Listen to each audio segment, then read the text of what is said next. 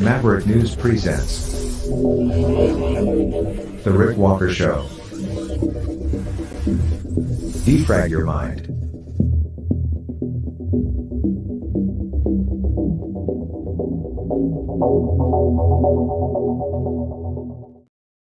Good evening, Maverick family. Welcome back again. It was just a short time ago that we were together.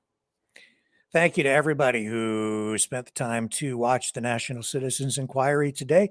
We were running all day on social media platforms across the board, except for YouTube. I didn't even try with those guys today. I just, screw that. You know what? Their loss. They've banned 2 of our channels.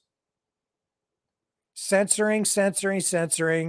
They don't want it. They don't have to have it. They don't deserve you guys. All right? I'm tired of it. A lot of people are tired of it. The censorship. It's ridiculous. So, over to Rumble. That's where it's happening. That's where people were watching. We were running on Facebook as well until we got to late afternoon, and then the feed came down. I'm not sure why. I think, honestly, it's because you get to a certain number of hours and they kick you off. That's what it seems to be with Facebook. There's some sort of a limit. Anyway, if you're interested in what was said at the National Citizens Inquiry today into the Canadian government's response to the pandemic, you can watch it all over on Rumble. We were running it all day. I'm not going to get into a big recap here. We just finished up with it. So there is no real huge value, I don't think, in focusing on that here right now. It's all up. It's all available front to back, start to finish, day-long coverage. Go check it out if you missed it. There was, really strong testimony again, victim impact statements, stakeholders sharing their personal experiences with what happened to them during the lockdowns. Medical professionals, second day of a 3-day stop in Winnipeg, Manitoba. The third block of testimony. They already testified in Truro, Nova Scotia, Toronto, now Winnipeg. They have other stops as well. Doctors, experts, just ordinary Canadians sharing their experiences. The inquiry giving them a voice giving Canadians a voice that previously has been unavailable. Their voice taken away by mainstream media, which for the most part has not covered it. However, I did speak to someone from the commission today, their media coordinator, and he tells me that today, for the first time, they actually conducted an interview with the CBC. I don't know what the outcome was from that.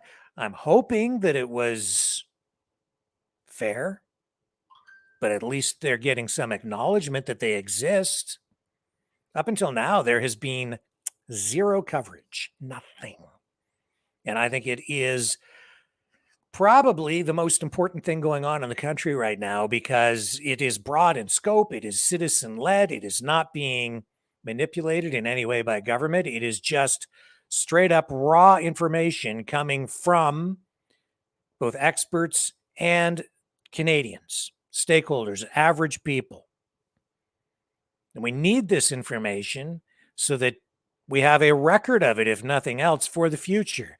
This is history being told in real time, and it will be an archive there for future generations, future governments, future healthcare professionals. It will be, I think,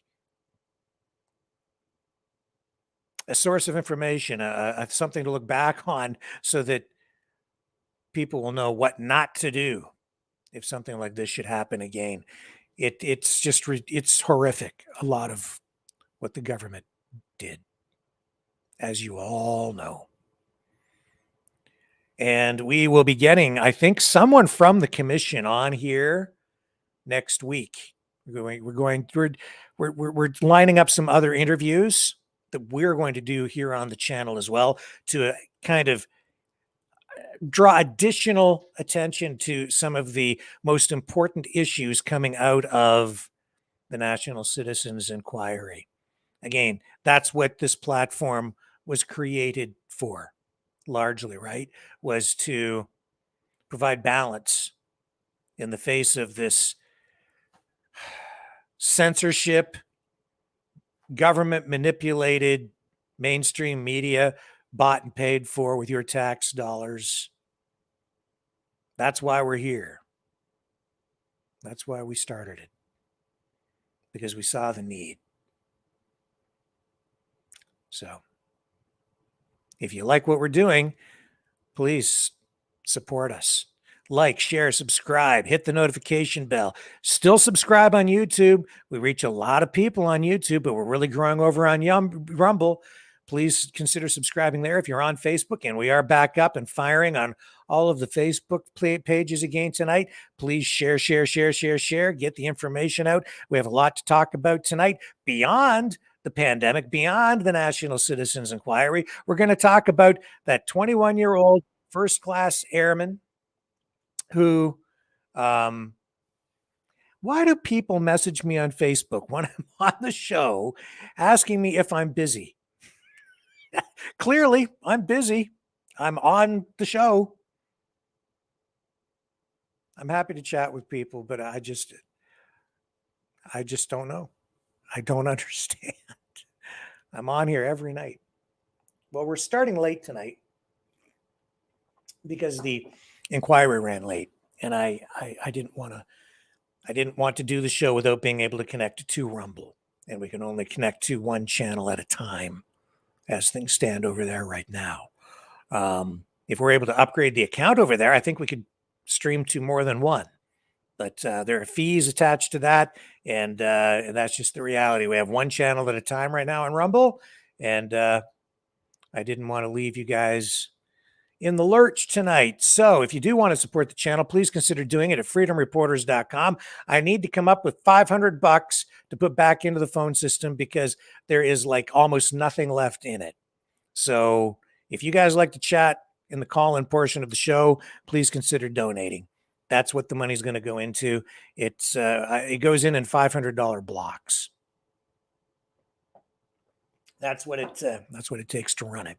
When we buy the $500 blocks of time for it, there are discounts. So it's the most efficient, most economical way to do it.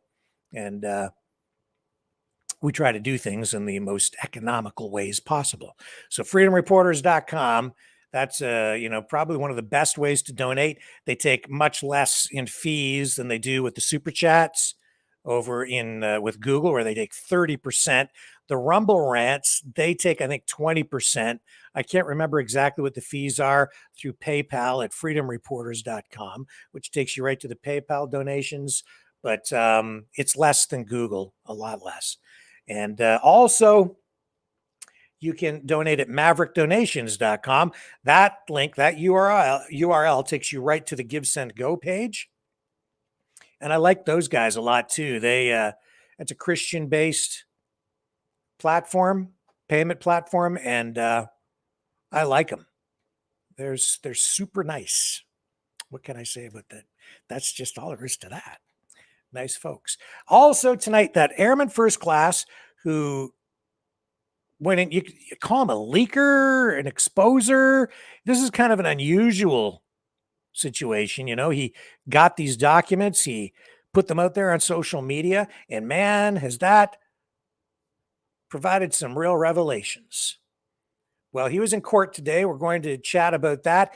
And, you know, now that he's been arrested, the documents are actually getting, more attention through both, some mainstream and independent media. But for the most part, the mainstream media just pretty much ignoring it. And I'll tell you, as I dissect it very shortly when we come back after the break, I'll show you that a lot of what is revealed in these documents, we actually have been talking about here on this program for months.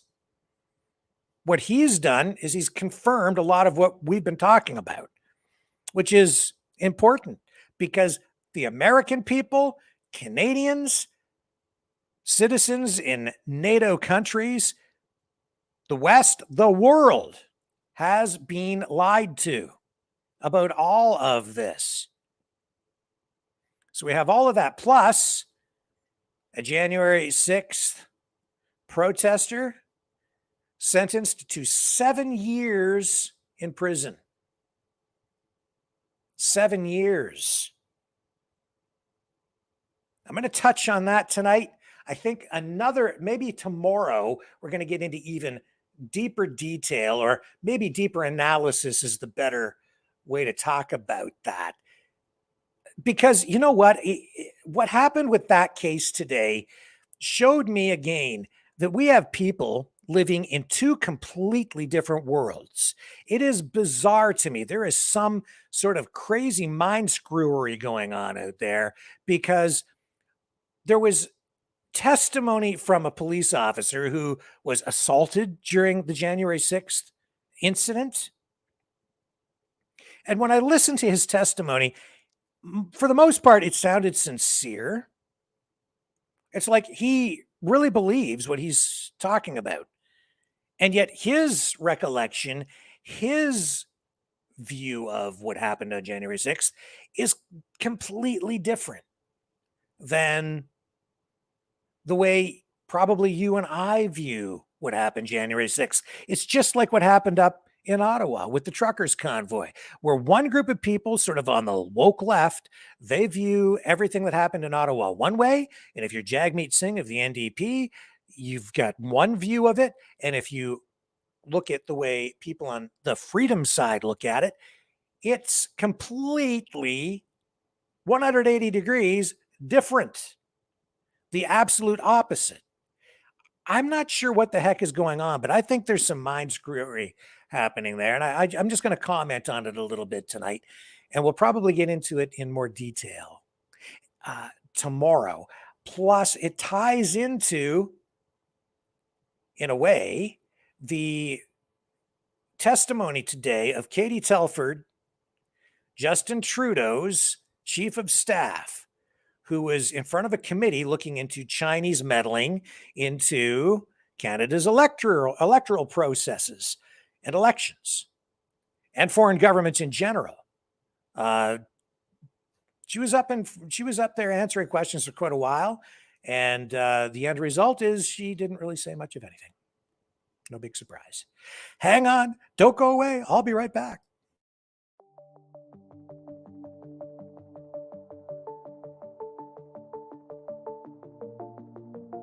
Greetings, brave Mavericks.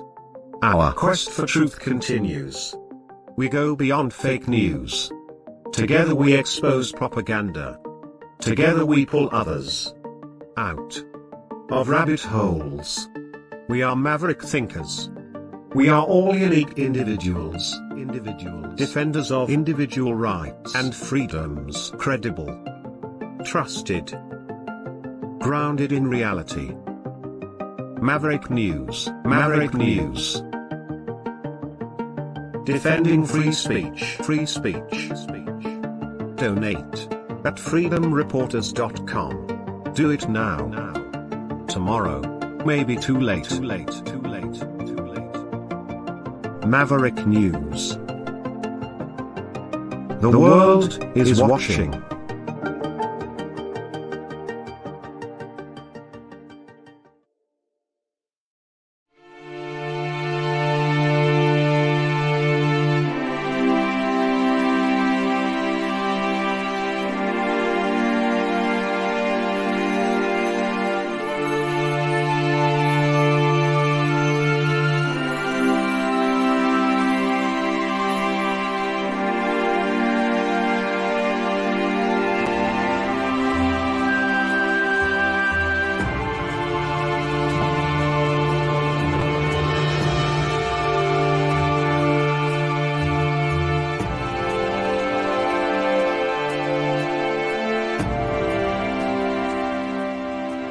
Maverick News. The world is watching.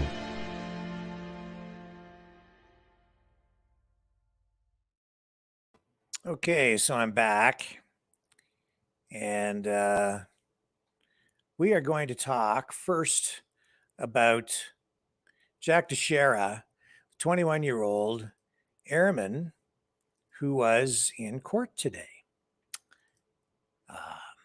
He is the guy arrested and in connection with those Pentagon documents, which are very embarrassing to the Biden administration, to the U.S. government, to U.S. intelligence, oxymoron. I just need to find my clip here. And as a result of all of this, you know, we've got people commenting now, media attention focused on this.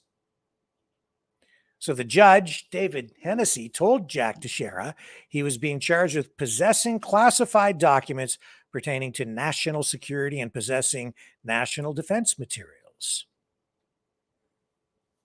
21 years old, Massachusetts, Air National Guardsman. They're calling it a leak of classified documents. And, you know, it's odd to me that it took a Washington Post journalist to lead the FBI to this 21-year-old who had access to these documents because of his top secret security clearance. How could they not know? Why was it a journalist? Why did it take a journalist to show the world that this 21-year-old was posting stuff online? They couldn't figure it out themselves. I'm not, and you know, is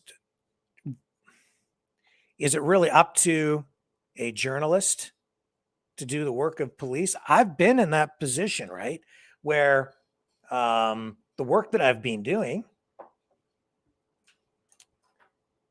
might be of interest to police, but I don't take it to police. It's up to them to do their job. I protect my sources. I've almost gone to jail on occasion to protect sources. In Canada, you don't have the same protections that journalists have in the United States, not by a long shot. The Constitution in Canada does not protect you in the same way. I almost went to jail for a story that I did one time because a guy shot a crow and I had video of it. Just because he shot a crow and they wanted my notes and my raw video and I wouldn't give it up. So over something as insignificant in a way as that, I almost had to go to, I was prepared. It's a long story. It's an interesting case, actually. But that's all it takes in Canada to get you thrown in jail if you're a journalist. In the U.S., you know, like I said last night, these were documents that the administration, the government says were stolen, and they're saying that this is a criminal act. they're going to put him in jail for a long time. And the maximum sentence, I guess, for this crime that he allegedly committed is 10 years in the slammer. I think they will put him there because it's very embarrassing, extremely embarrassing to the Biden administration, to the deep state. 21-year-old kid embarrassed them by doing what? Showing people the truth. And then there were statements made from government officials, military officials, saying, you really shouldn't be running that stuff. I think it's sort of a thinly veiled threat, but there's strength in numbers. And so if journalists report on all of this collectively, what are they going to do? Throw everybody in jail? They might try. They may very well try, or at least make examples out of those with the loudest voices, or the ones easiest to go after and prosecute.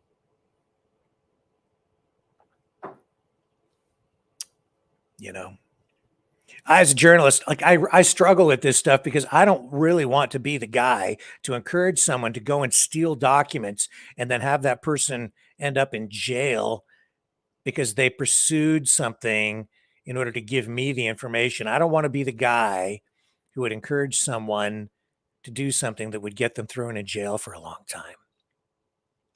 I would have to live with that on my conscience, But sometimes people have to do what they have to do the right thing. And sometimes doing the right thing doesn't mean doing what is legal.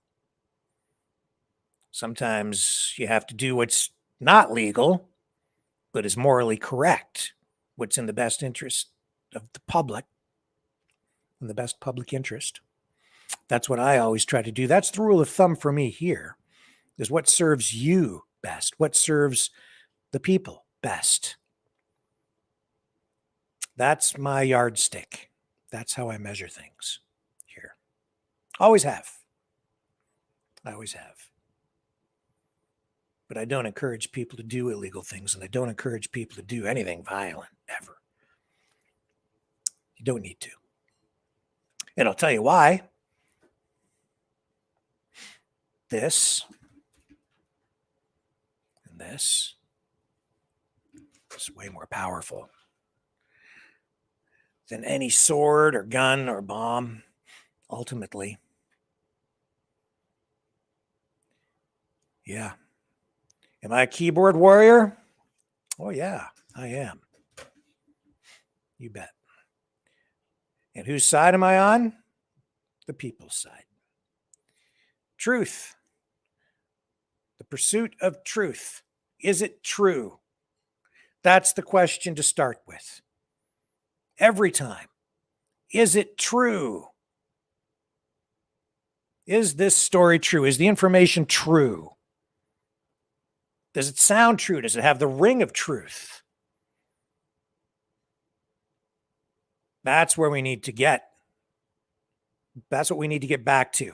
That is what this channel is about. That's what I'm about. I'm about freedom of media, freedom of speech, but truth, truth, truth.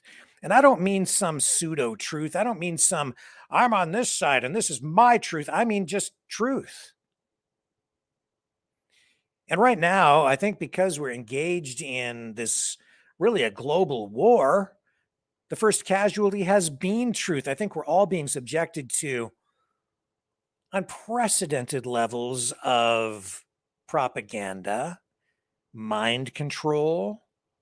I think the sophistication, the technology that they're using is also unprecedented. It has reached new levels.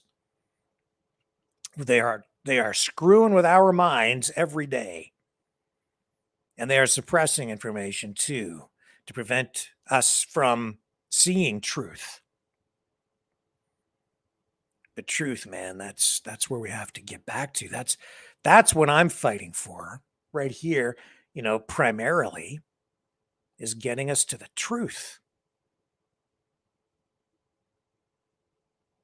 I think that's what maybe, Jack Teixeira was trying to do too. I don't know what his real motivations were.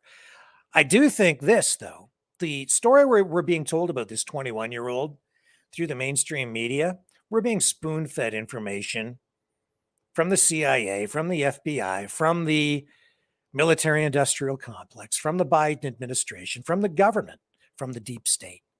They're telling us what they want us to hear. The mainstream media is just echoing, repeating, regurgitating. They're just acting like stenographers.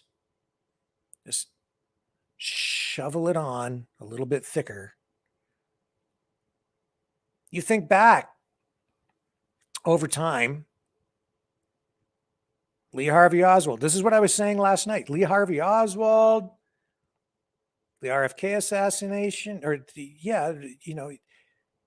Bobby Kennedy, Vietnam, Iraq, weapons of mass destruction. The list goes on. 9/11. They tell you what they want to tell you in the mainstream media, they fall into line.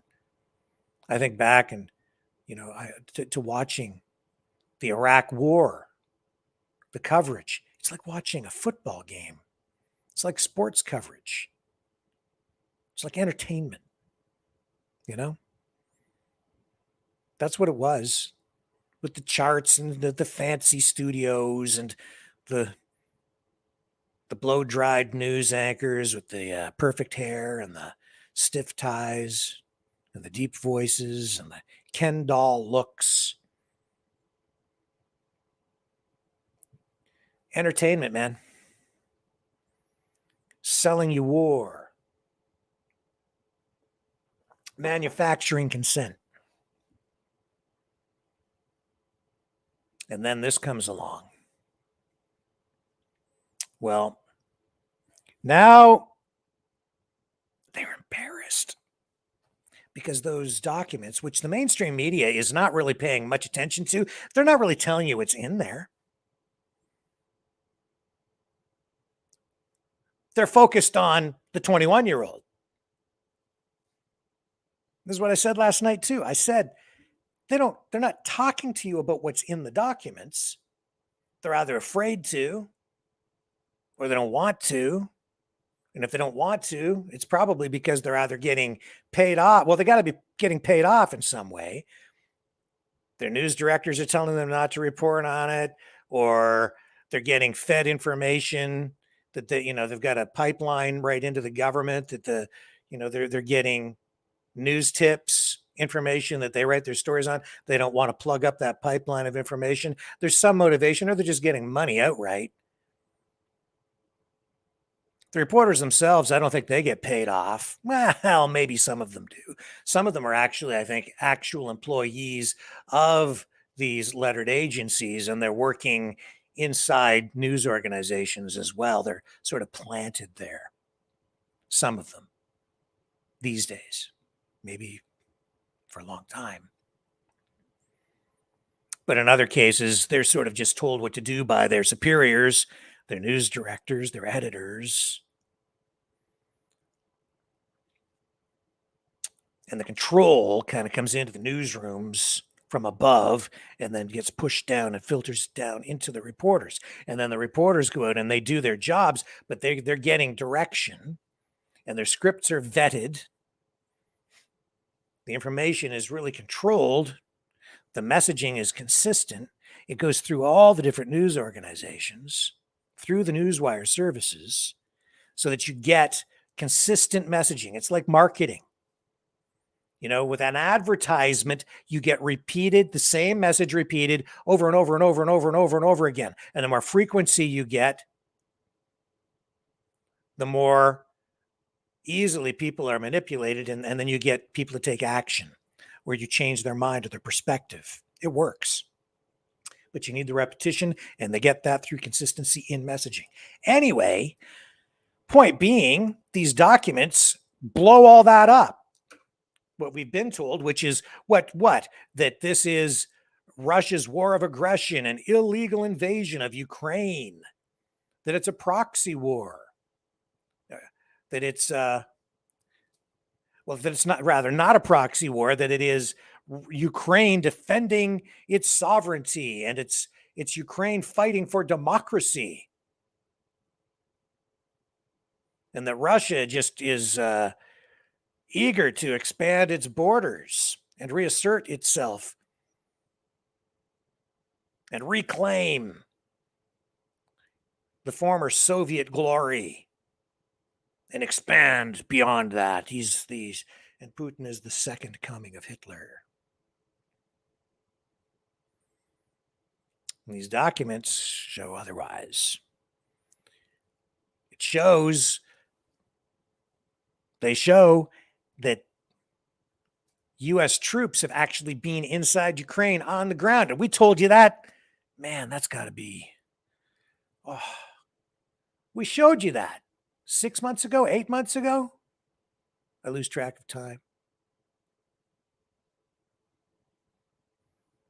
We talked about that right here. The documents show that the U.S. is losing, that Ukrainian forces are being chewed up in the meat grinder of war.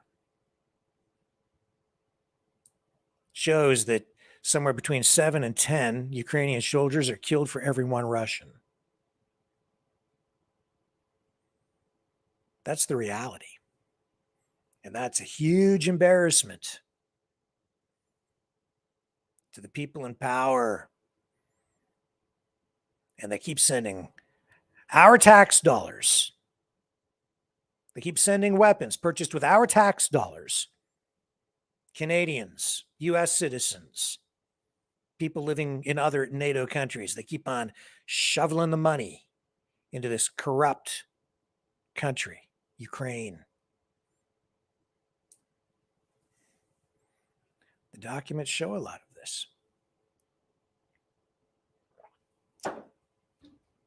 And it's being exposed now. And they'll make sure that that young 21-year-old Jack Teixeira, they'll make sure that he pays. Here's Tucker Carlson talking about this.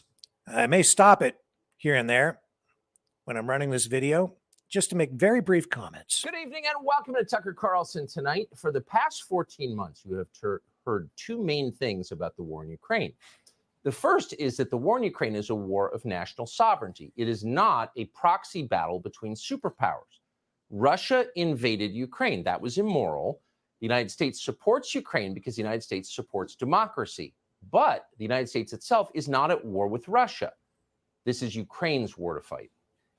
The second thing we have heard over and over again is that Ukraine is winning that war. Ukrainian troops are brave and noble. Russian troops are evil and incompetent.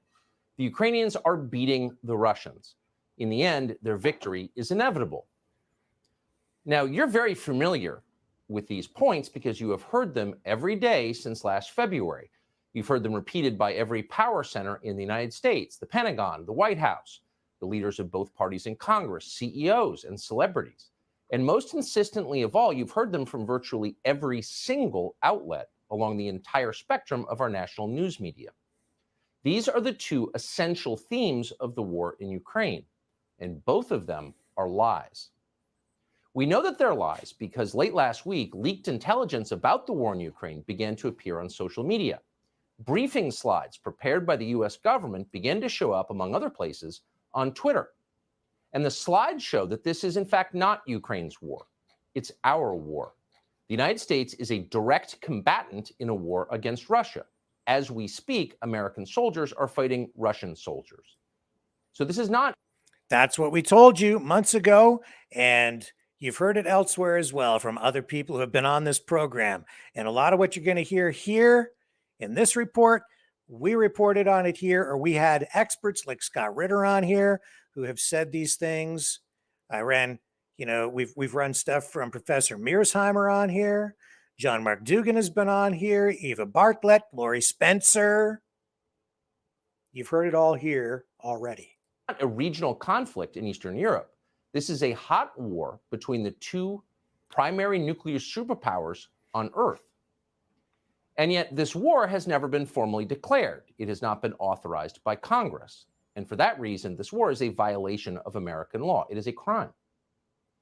The second thing we learn from these slides is that despite direct U.S. involvement, Ukraine is in fact losing the war. 7 Ukrainians are being killed for every Russian. Ukrainian air defenses have been utterly degraded. Ukraine is losing. The Biden administration is perfectly aware of this. They're panicked about it, but they have lied about this fact to the public. Just 2 weeks ago, for example, Secretary of Defense Lloyd Austin told the U.S. Senate that Russian military power is, quote, waning. In other words, Russia is losing the war. That was a lie. He knew it was when he said it, but he repeated it in congressional testimony. That is a crime. But Lloyd Austin has not been arrested for committing that crime. Instead, the only man who has been taken into custody, or likely ever will be, is a 21-year-old Massachusetts Air National Guardsman who leaked the slides that showed that Lloyd Austin was lying. He revealed the crimes, therefore he's the criminal. That's how Washington works. Telling the truth is the only real sin. Now, our news media exist and have constitutional protection precisely in order to push back against this grotesque standard. Their only Keep in mind, though, that in Canada, journalists do not have that same protection. job is to tell the truth. And yet tonight, the news media are celebrating the capture of the kid who told Americans what's actually happening in Ukraine. They are treating him like Osama bin Laden, maybe a little worse, actually, because unlike al-Qaeda, apparently this kid is a racist. Here's CNN. The Washington Post, as you know, reviewed video of this suspect yelling racial and anti-Semitic slurs. Is this a dangerous person? This air guardsman who's now been taken into custody had talked about being a gun enthusiast, had been at gun ranges. He's obviously a member of the military. And he's the big guy in the scene. Somehow he has access to this kind of information, and that makes him even larger. A person who thinks they know better than everyone else, they're smarter than everyone else in their view. That this is a 21-year-old man. He's described as a gun enthusiast. Feels like in some of these descriptions, somebody who's maybe hungry for power.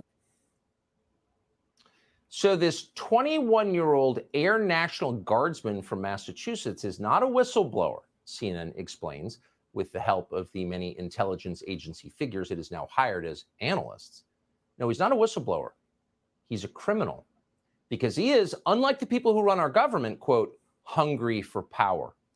And because this 21-year-old was so hungry for power, federal law enforcement had to swing into action with unfamiliar speed and efficiency and apprehend him. He was that threatening. Now, keep in mind, as of tonight, we still don't know where Jeffrey Epstein got hundreds of millions of dollars. We have no idea, nor do we know what he did for a living. We don't know who left pipe bombs on Capitol Hill on January 6th, 2 of them. We don't know who leaked the Supreme Court decision overturning Roe v. Wade. We can't even say for certain who killed the president of the United States, because after 60 years, the Biden administration is still hiding thousands of pages of classified documents from the Kennedy assassination, just as they are hiding more than 1 billion other classified documents.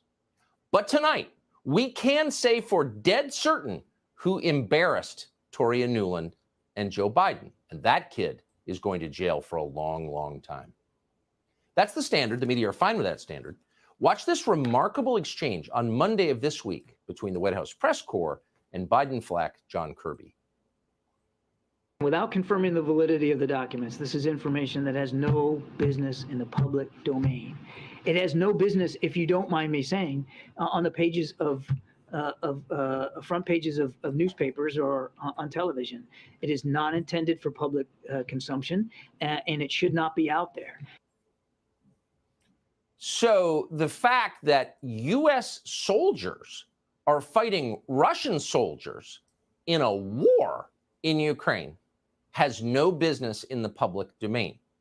The fact that the country we are backing and fighting alongside is losing, not winning, has no business in the public domain. You have no right to know what your government is doing in your name with your tax dollars and with the future of your children and grandchildren. You have no right to know. Shut up and stop asking relevant questions.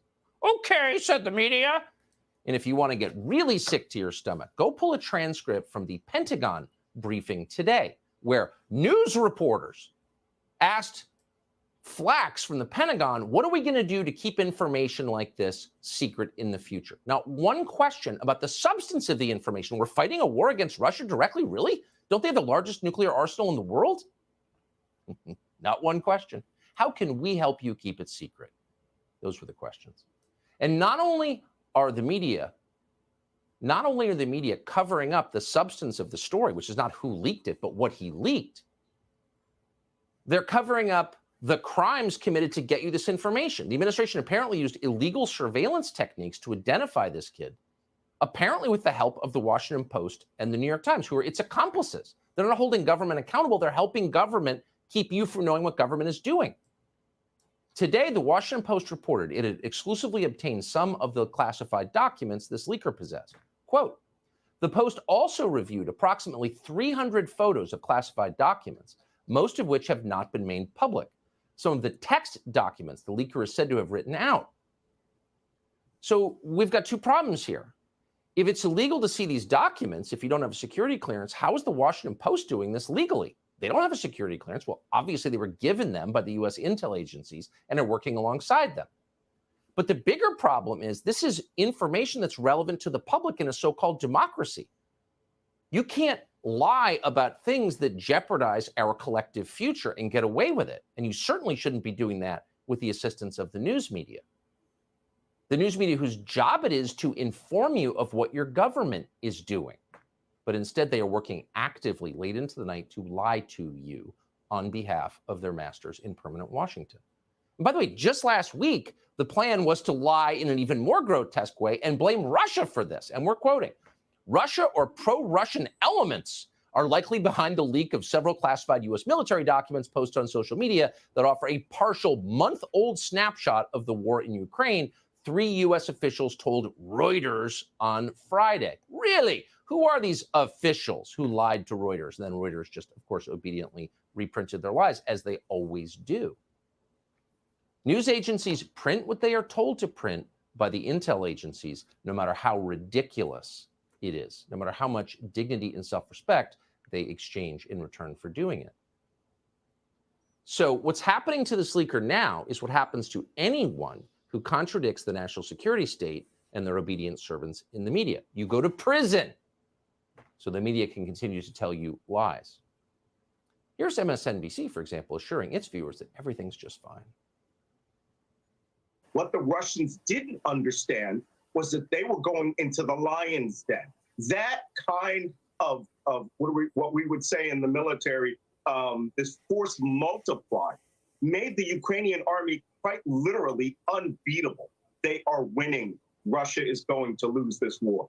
Every last person has said exactly what Malcolm just said. They're going to win this war. It's not a matter of if, but when.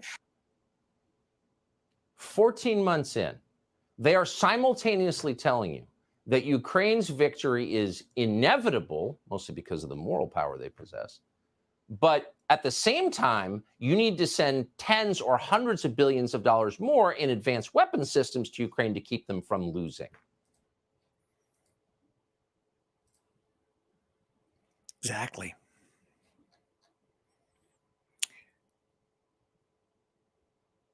What we're being told just straight up is not true. And as I've said here for at least the last, 2 months now, get ready. They're coming for your sons and your daughters soon. Because Biden isn't going to let go of this. He's like a dog with a bone. Maybe information like this can change things.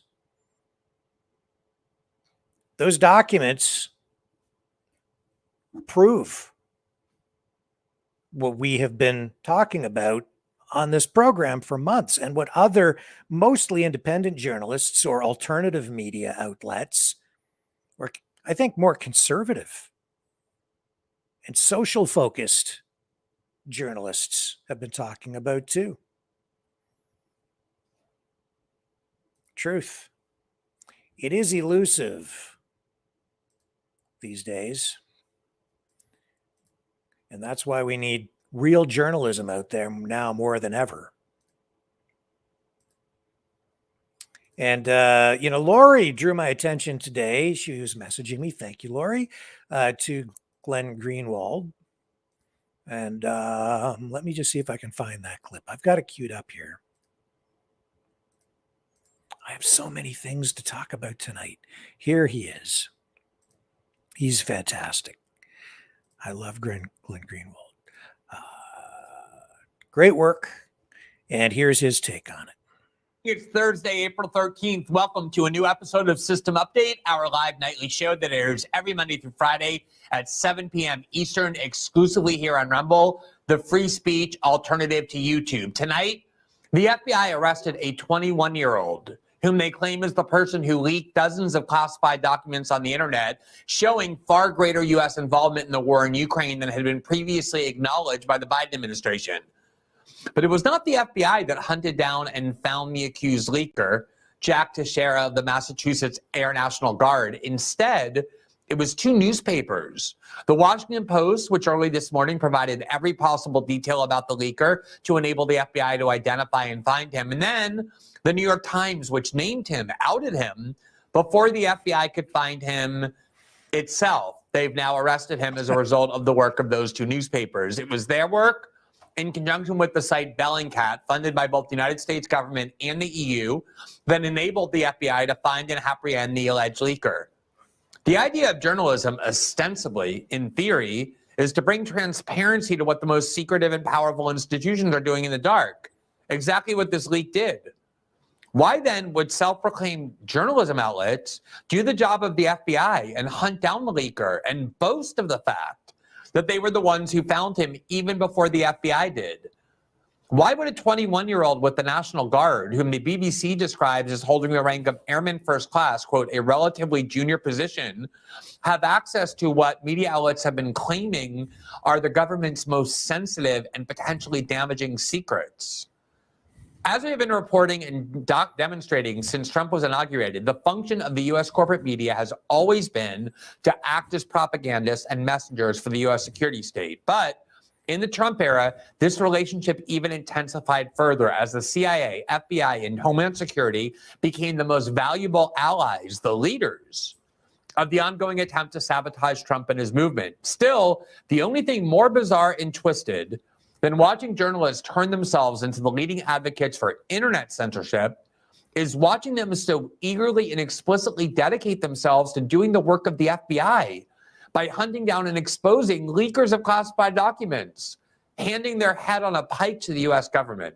And yet that's exactly what media outlets did, and we'll examine all of the implications of that tonight. As a programming note, because today is Thursday, we would ordinarily have our live interactive show on locals, but because I'll be appearing on Tucker Carlson's Fox program tonight, immediately following the show, at the top of his show, starting at 8 p.m. Eastern, we'll have our locals after show tomorrow night instead. For now, welcome to a new episode of System Update, starting right now.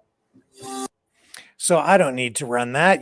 I put the link to that exact video for Glenn Greenwald in the YouTube description. I think it's in the Rumble description as well. So you can click on that link and go over and check out his entire video. Great insight. And it's interesting, the mainstream media has basically convicted this kid of the crime already. If this was in Canada, if it were happening up here, I would be saying these allegations have not yet been proven in court. Stay with me. More ahead right after this. Oh, by the way, thank you, Sailor Jerry, for that huge donation. Thank you. That $100 means more than you know. And Leo and PDS and everybody that has been stepping up there in the chat. Wow. Thank you. Wow. Thank you so much. We'll get that phone system fired up.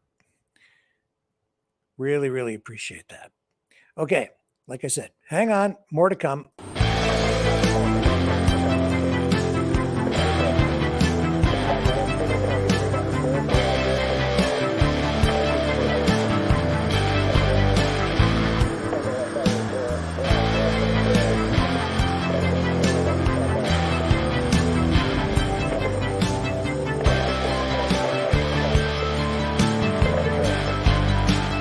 Maverick News. Fighting for freedom.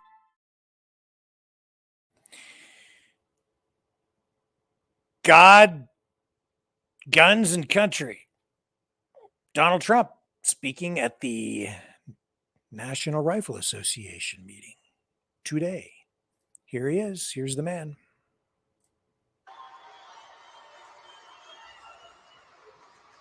Well, thank you very much. And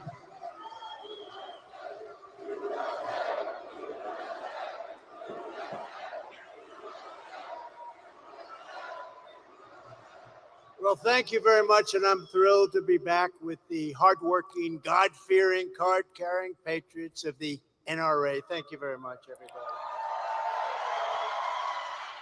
As a candidate in 2016, I promised you that I would save your Second Amendment from absolute obliteration. That's where it was going. And as your president, that's exactly what I did. We saved our Second Amendment, and we're going to save it for a long time to come. It's under siege, but we're going to save it for a long time to come. Forever, as far as I'm concerned, forever. And thank you very much. So I was proud to be the most pro-gun, pro-Second Amendment president you've ever had in the White House. I think that's been acknowledged. And with your support in 2024, I will be your loyal friend and fearless champion once again as the 47th president of the United States.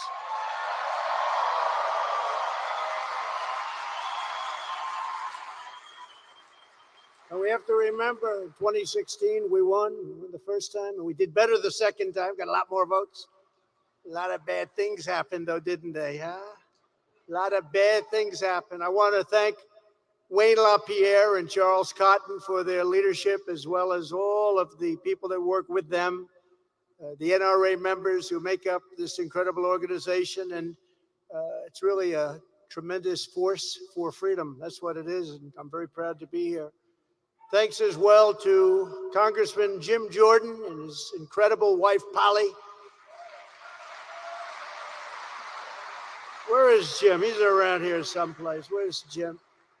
And also with them came along Isaac. You know, Isaac is a wrestler, four-time All-American. If anybody's into sports even a little bit, four-time All-American's good.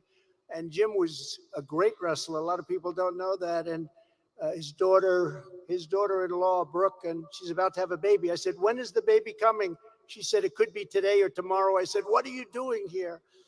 But he's a spectacular congressman, politician, and person. And so I just want to thank Jim and the whole family. And Polly, thank you very much for being here. And somebody that I believe is going to be, and a friend of Jim, is going to be your next senator from the great state of Indiana, which I love so much. Jim Banks. Where's Jim Banks? Jim Banks. Jim. Hi, Jim. He's so popular now, he's unopposed. We like it that way, don't we? Thank you very much, Jim. You're doing fantastically well. Indiana Lieutenant Governor Suzanne Crouch, thank you very much. Thank you very much. Suzanne, where is Suzanne? Suzanne, thank you very much. And also Attorney General Todd Rokita. Todd, where is Todd? He's someplace here. I saw him. It's a big crowd, Todd. That's a big crowd. Thank you very much. Great job, Todd. Doing a great job.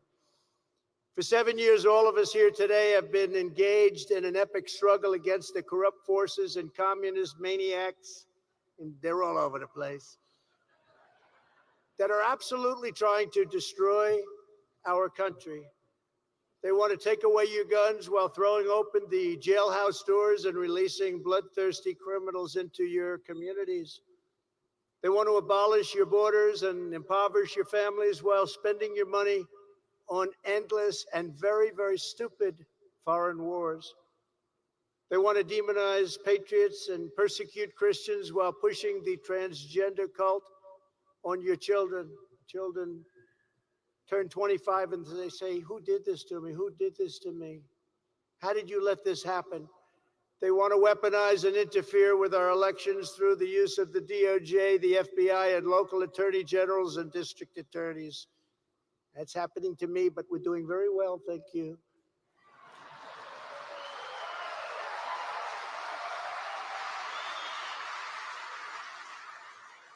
It's actually called election interference. That's all they want to do. I'll tell you what, if I weren't running, which isn't going to happen, or if I was doing badly in the polls, and we're not going to let that happen either. We're killing them in the polls. Are you seeing the numbers? They wouldn't be doing anything. They'd be after somebody else. They wouldn't be talking. But we're going to show you some of the polls in a little while. You're going to be amazed. We really made a lot of progress over the last month. We put it into high gear like we did for 4 years when this country had no problems. And then COVID came in and we got it back. And when you think about it, it was amazing. And we actually left it with a stock market that was higher than just pre-COVID coming in. It was an amazing job that we did. We built it twice, but there was nothing like it. I mean, there was nothing like it. What we did in those 4 years were really monumental. Rebuilt our military, largest tax cuts in history, largest regulation cuts in history. The creation of Space Force, that was a big deal. That was a big deal. And so many other things. Even right to try. I hope nobody needs it. Right to try, where you can use this advanced medical treatments that won't be approved for 5 or 6 years by the FDA, but we got them to move a lot faster. I will tell you on everything, but won't be approved by the FDA for years. And we've saved thousands and thousands of lives with right to try, but we did a lot. We did a lot.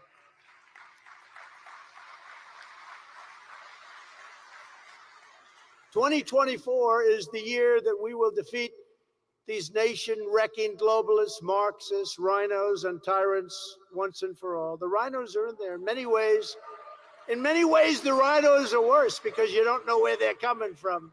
You say, oh, that's a rhino. We don't like that one. At least with the Democrats, you know where they're coming from, and that's not a good place, is it?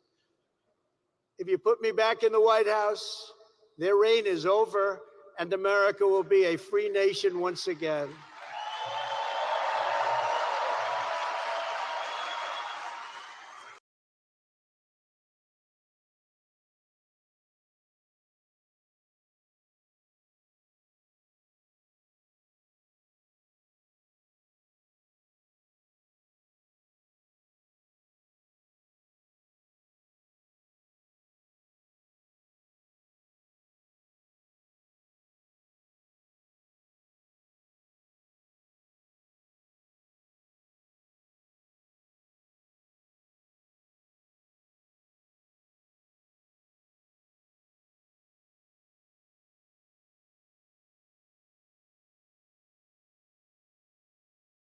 Oh, I'm muted. I'm sorry. So Trump, we just pulled out of that speech. Yeah, he's clearly leading in the polls, way out in front. His challengers, most of them way in the back. But Ron DeSantis, governor of Florida, his biggest challenger, speaking today in New Hampshire. And this happened. Oh, hang on a second. There we go. President races 2010, 12, 14, 16, 18. Yeah, thank you. Jews against DeSantis. Jews against DeSantis. Jews against DeSantis. You got to have a little spice in the speech, right? I mean, you got to have a little fun.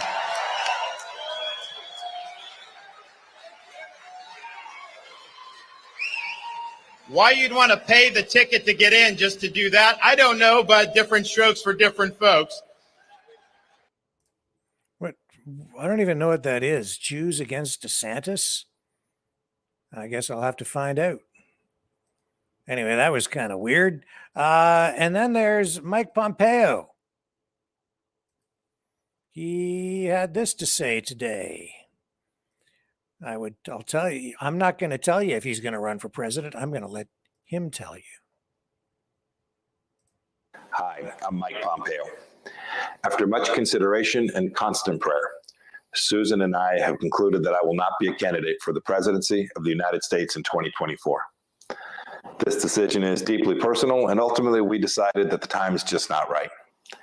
At each stage of my public service, as a soldier, as a member of Congress, and then as your director of CIA and your Secretary of State, I've been blessed to have the opportunity to advance America in a way that fit the time and the moment. But now is not the time for me to seek elected office. Thank you. Thank you to everyone whose support and hard work gave me the time and space to seriously consider running for president. And while I'll not be running for president in 2024, Susan and my commitment to the conservative cause is far from over. This movement, these ideas, they are worthy, and we intend to stay in it until victory is had. While we'll continue to strongly advocate for the issues that I've fought over the past decade, our primary roles will be a bit different. We'll be parents and Sunday school teachers, community and business leaders. This nation's given me more than I deserve, unimaginable opportunities. My duty to return that blessing to others remains, and with his help, I'll fulfill that obligation. I will never waver in my fight to defend our nation's Judeo-Christian heritage, strengthen our families, and ensure our nation is given another 250 years of greatness. To those of you this announcement disappoints, my apologies. And to those of you at Thrills, know that I'm only 59. There remain many more opportunities for which the timing might be more fitting as presidential leadership becomes even more necessary. Thank you. Thank you to those of you who've been praying alongside Susan and me for discernment and wisdom. And don't stop praying, not only for Susan, Nick, Rachel, and me, but for America to remain as a beacon to those seeking life, liberty, and the pursuit of happiness. God bless you. Another one bites the dust, at least for a little while. Probably wise. Probably a wise decision. I don't think he would win. And challenging Trump, who I think will be the nominee, probably not wise.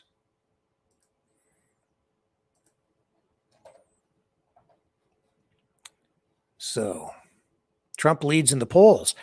Lori sent me information about a poll that she's running. We told you about the poll on her Twitter thing. If you haven't checked it out, go over to Lori's Twitter account and take the poll. Answer the question. Who would you vote for? Trump or RFK Jr.? But she says that, here, I'm going to bring up her Twitter account here. I think she's in the chat tonight. She can ask her questions about this if you want. Who would you vote for? Donald Trump, Joe Biden, Robert F. Kennedy Jr., or other? And she says that she's got evidence that they are messing with the whole thing.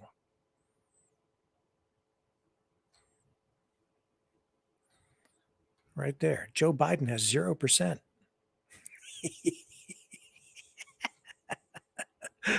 Oh, my goodness. And there's Trump dancing. So she says here, a screenshot. So she's saying that people are being prevented from voting, or that they're voting, but the Twitter is not recording the vote. And so she says your screenshot one taken at 5:08 a.m. because she never sleeps. Before the user cast a vote tally, 918 votes. Screenshot 2 taken seconds later after user voted. Tally, the user sees 919 votes. Screenshot 3 taken at 5:15 a.m. Vote tally I see says 918. So lost a vote. Yeah, I don't doubt that they mess with that stuff. You know who else messes with stuff? YouTube. YouTube. I know they mess with our channel. I know it. I could see it in the analytics. Things don't make sense. They never have from day one. These social media platforms, I think Google is the worst with the way they mess with stuff. I know that we're reaching far more people on YouTube than the numbers suggest we have for a long time.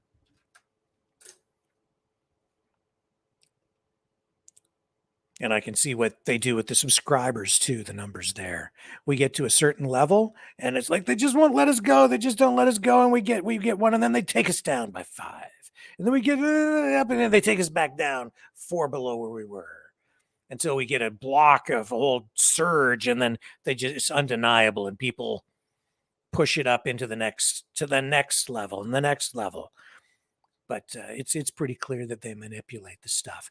And then I guess the other thing Lori sent me here was a link to, this was kind of weird, actually.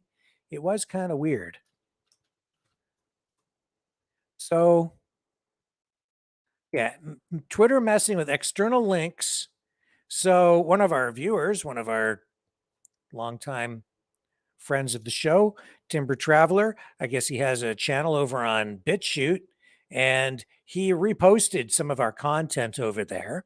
And so Laura, I guess, put the link to it up. I think that's kind of what happened. But anyway, point is, when you click on it, it takes you to this crazy page right here. Okay, so there's this thing. I'm going to show you. There it is. Okay, I've got the page up. I clicked and clicked and clicked, and now I'll show you where the link takes you. It takes you to this. It blocks it. This is to a BitChute video. Warning, this link may be unsafe. And this is from Twitter. This is not a Google thing. This is definitely Twitter, because I can see the URL, which is twitter.com. So it's definitely on their server. And then safety, unsafe link warning. And the link you are trying to access has been identified by Twitter or our partners as being potentially spammy or unsafe. In accordance with Twitter's URL policy, this link could fall into any of the below categories: malicious links that could steal personal information or harm electronic devices, spammy links that mislead people or disrupt their experience, violent or misleading content that could lead to real-world harm. Certain categories of content that, if posted directly on Twitter, are a violation of the Twitter rules. So I don't know if it's specifically because it's a clip from this show at some point, which wouldn't have any of that kind of content on it, or if it's just because it's going to BitChute. My guess is it's probably an effort to keep people away from BitChute, because BitChute will allow just about anything to be posted on there. And I have found some pretty dark stuff on BitChute, I have to admit. So it might be because of that, but they're definitely trying to block. Now, you can click on the bottom of that notification and still go over to that channel. But it's, to say the least, frustrating. The censorship. Twitter's supposed to be free speech, right? And they don't even want you to, they're trying to block access to other social media platforms, saying, don't go over there. They might have some free speech or something happening. Well, sometimes people say things you don't like. And while you might not have to be the one to promote it or endorse it or whatever, they still have the right to say it. Maybe you don't want to endorse it, but I don't think you need to condemn it either, especially when you don't even know what the content is. But I suspect that's also automated. What an era, what a time we're living in. I think it sucks. Very frustrating. When we come back, Justin Trudeau's whole regime on the hot seat as his chief of staff testifies in front of that parliamentary committee looking into foreign government meddling in Canadian elections. Don't go away. Be right back. The New World Order. Government overreach. The Great Reset. Mainstream media lies. Now more than ever, independent voices are needed. Donate now at freedomreporters.com. That's freedomreporters.com. Maverick News. The antivirus program for your mind.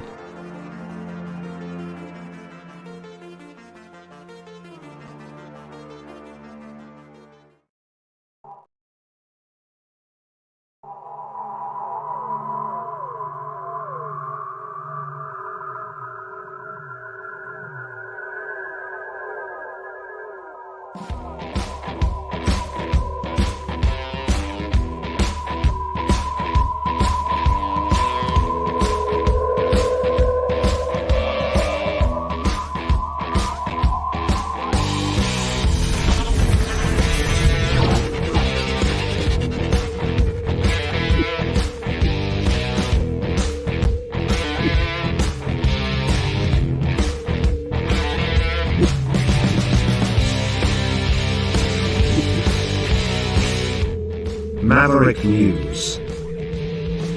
The world is watching.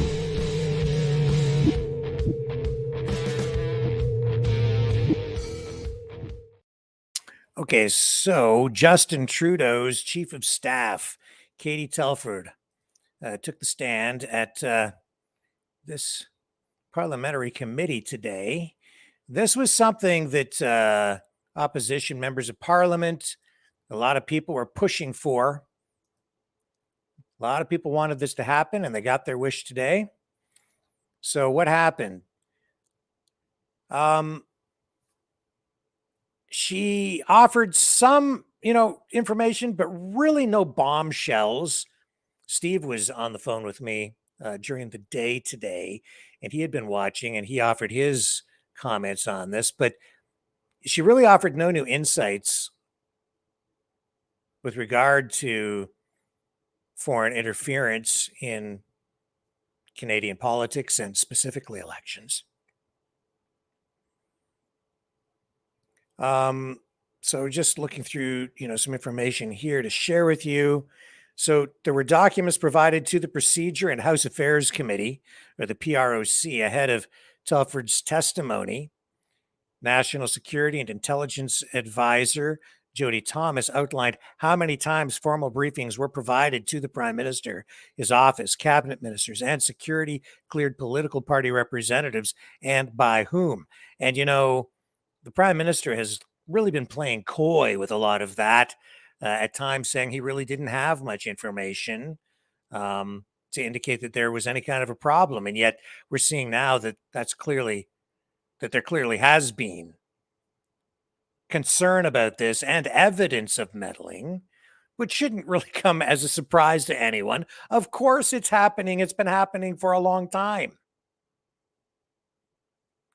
So Telford, who has been Trudeau's top aide since like 2015, was asked about the substance and nature of the briefings that she was part of, but this is all top secret information. So she's obviously going to, fall back on the default position of, well, it's all top secret. I really can't say very much. And that's exactly what she did. She cited the legal limitations she was under and spoke with extreme caution. Thought very carefully about what she was saying today, about what she and Trudeau knew, when they knew it, what they knew. So not really revealing a whole lot. And I don't think that should come as a big surprise either. I don't know really what people were expecting her to do today. The big push to get her to testify. It was like, we want Katie Telford. We want Katie Telford. Justin Trudeau's aide. She'll spill the beans. What's she going to do? Come take the stand and just, tell you all the secrets, all the national. No, she's not going to do that. And she's going to be very selective in anything she says, and she'll cite national security, and that's what she did as an excuse, largely to not answer a lot of the questions.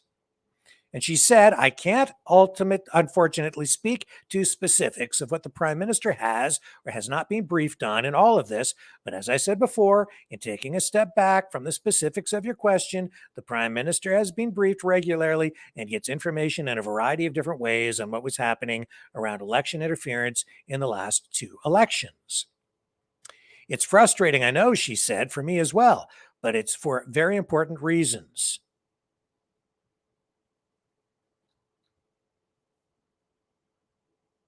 So she was asked about these things, whether she thinks a public inquiry is warranted. And she says she hopes Canadians can be patient and wait for the special rapporteur, David Johnston's determination. And it's up to him to decide if an inquiry into this issue is needed, whether leaks of Canadian intelligence information risk Canada's international reputation, to which she also said today that improper release of intelligence can put lives at risk, and that it's in Canada's national interest to keep this information protected. You see? She's got the shield up. the top secret shield. And on specific points reported by Global News regarding dates of certain briefings and allegations that the Chinese government funded at least 11 candidates in the 2019 election, she cautioned that some of the reporting on the topic, citing unnamed intelligence sources, either didn't add up or that the reports were just plain inaccurate. She said, quote, intelligence rarely paints a full, concrete, or actionable picture. So, bottom line, a lot of fanfare, a big push to get her to testify, a lot of hopes out there, high hopes that she'd reveal something or drop a bombshell or make a mistake and that Justin Trudeau would suffer the consequences. But she's pretty smart. She's pretty smooth. And she held the cards pretty close to her chest. Let's let a little bit of this roll. She was up there for hours. We can't let a lot of this run tonight, but we will give you a little bit of this. I will just like to confirm that as part of the witnesses who we have asked to appear, campaign managers have been invited to a future meeting, and we do anticipate that meeting taking place in the month of April. Invitations have been sent out to the 4 names that we were provided. One has confirmed, and we're just pending responses from the other 3, and we hope to have those soon, and we'll share that information with all members as it becomes available. Monsieur Fergus. Mr. Fergus, you have the floor. Thank you very much, Madam Chair. And through you, I would like to thank Ms. Telford for joining us today. She's been speaking from the heart, and I appreciate the time that she's taking to answer our questions on national security. Ms. Telford, you mentioned in your statement something that, in my opinion, wasn't fully appreciated in many of the hyper-partisan discussions on the topic. When we are dealing with foreign interference, a large part of what needs to be done, the measures to be taken. Our U.S. viewers should be taking note of this stuff too. This is politicians. It would be completely inappropriate relevant to you for in more ways than you know to be informed. For example, CSIS transmits information to the RCMP or the Federal Election Commissioner so that they can launch inquiries.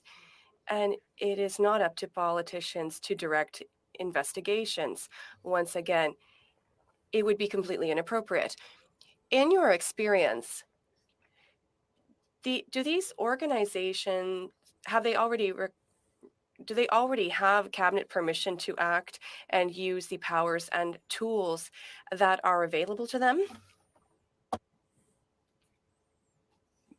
I certainly believe so. And this would be the kind of thing, again, that NSCIRA, for example, or NSICOP, through their different purviews, could be making recommendations on if they did see any gaps. But they certainly, law enforcement and security agencies have a number of different authorities that they do not need, nor should they have prime minister or cabinet authorities in order to proceed on. So just to confirm, it's not up to the Prime Minister's office to direct the activities of the RCMP or of CSIS. Absolutely not. Not at all. Thank you. The director of CSIS also told this committee that the CSIS Act provides a number of tools for CSIS to investigate foreign interference activities, adding, and if I can just find the quotation here, it is, we investigate these allegations and we use all the tools at our disposal to try to better understand, characterize these activities, and reduce the threat where possible. Are you at all familiar with these tools? Yes. Are these, can you provide that are these tools, as far as you know, satisfactory? Look, I think there is we're learning quite literally every day more and more information that is going to teach us and teach different parts of government how they can improve and what more tools they may or may not need to have. These last number of months, even just in terms of trying to figure out how to communicate to the public on some of this has been an exercise for everybody in some cases in new and different ways, less so perhaps for the political side. But I think the tools have been used more than they ever have before, is what is my understanding. And I think you heard that from David Vigneault when he was here as the CSIS director. And agencies are talking to each other regularly, and they brief up regularly to ministers, to prime minister, to each other. And it's because this has been, as I said, while it's not a new threat, it is a evolving one. And obviously, as one of the other members here said, there's been a lot of events in the last number of years. So whether it was, misinformation and disinformation being spread during COVID, which was talked about in one of the, I think it was the NSI COP reports, whether it's talking about election foreign interference attempts, whether it's looking at businesses, as I mentioned in my opening statement, and the minister from innovation was looking at, actually he made changes earlier on within the last number of years on that front. Like, I think the government has to continue to keep evolving and adapting as we learn about these threats. I appreciate that. If I can sneak in one last question.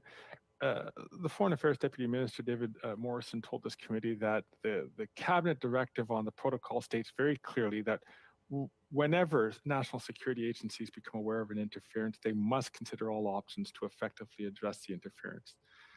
So the panel is in place to ensure that there is communication with the public if there's an incident that threatens the integrity of our elections. But before that, the protocol ensures in the first instance that there's consideration of what could be done to actually address the threat.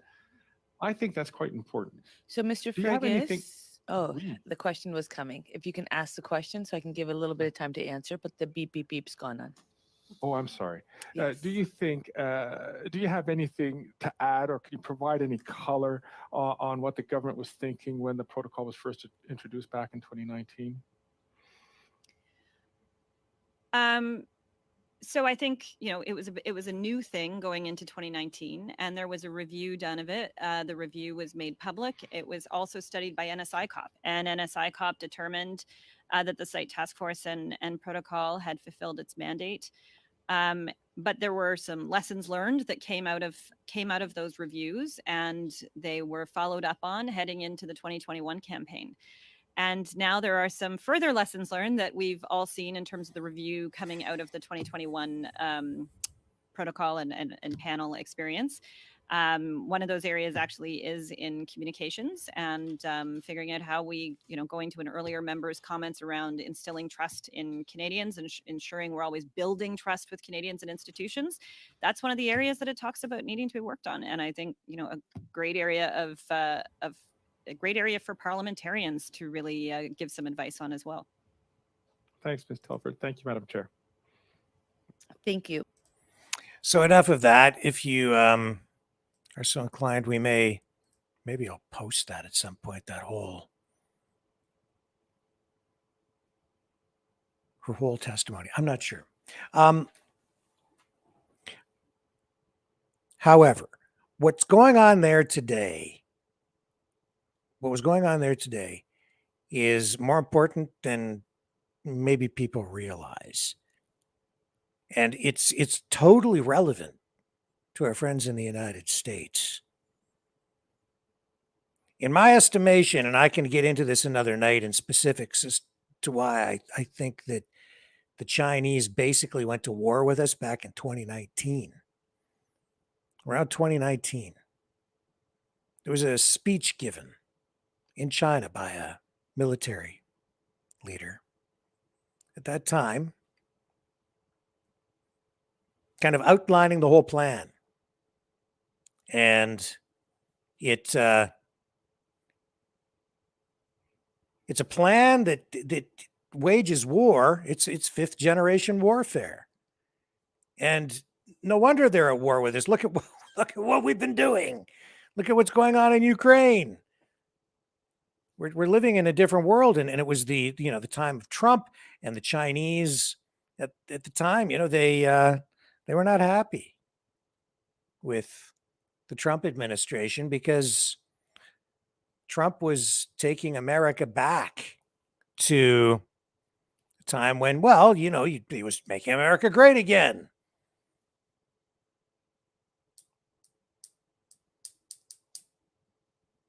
And while I personally, I don't have, many issues with China, there's absolutely conflict there.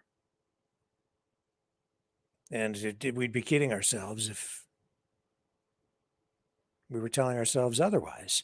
Of course, we're at war with them. By default in Canada, we're at war with them because we're aligned with the U.S. We're in a conflict with Russia. Russia's aligned with China. They saw this coming years ago. Anyway, we're engaged in a new kind of warfare. Economic warfare, digital warfare, psychological warfare, propaganda, psyops. And China has chosen to also try to inject or assert influence in other countries, not with bombs, but through economic might, economic cooperation, investment. Unlike the United States, which has been weaponizing their dollar, using it as a stick to beat people, or beat nation states into submission, the Chinese have been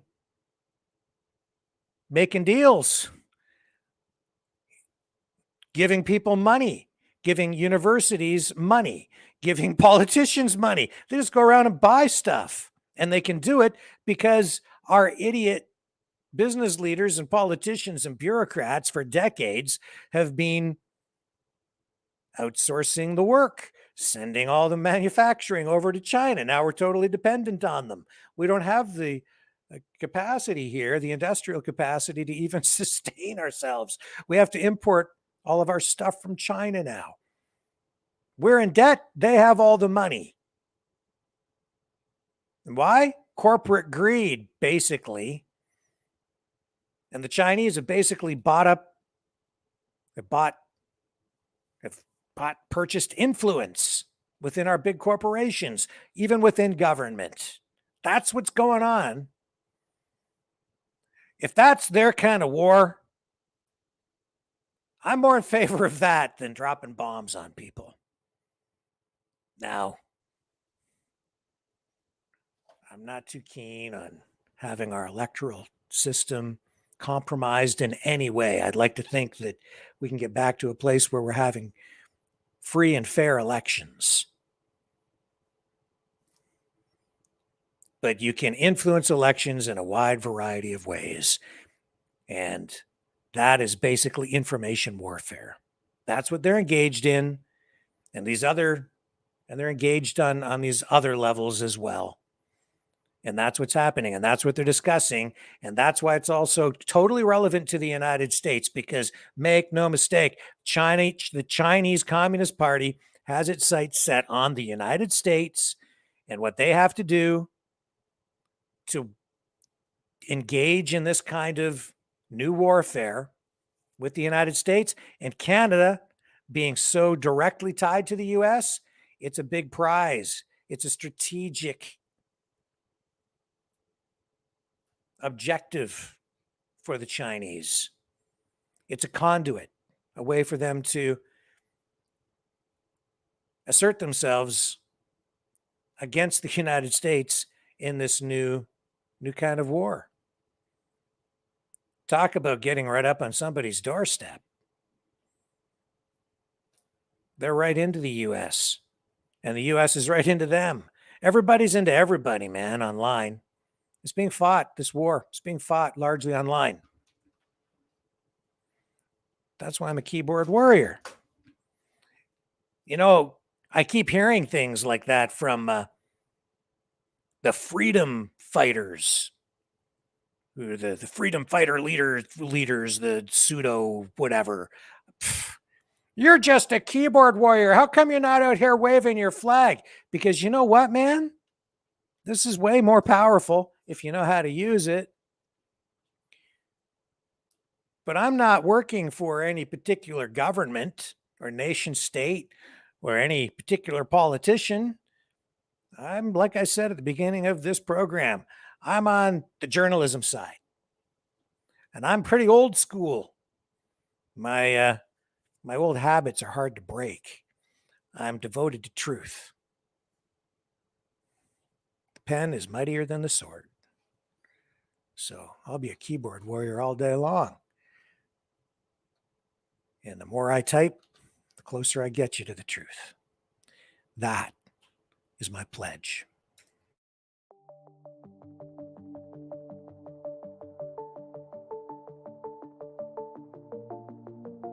Greetings, brave Mavericks. Our quest for truth continues. We go beyond fake news. Together we expose propaganda. Together we pull others out of rabbit holes. We are maverick thinkers. We are all unique individuals, defenders of individual rights and freedoms, credible, trusted, grounded in reality. Maverick News, Maverick News. Defending free speech, free speech. Donate at freedomreporters.com. Do it now. Tomorrow may be too late. Maverick News. The world is watching.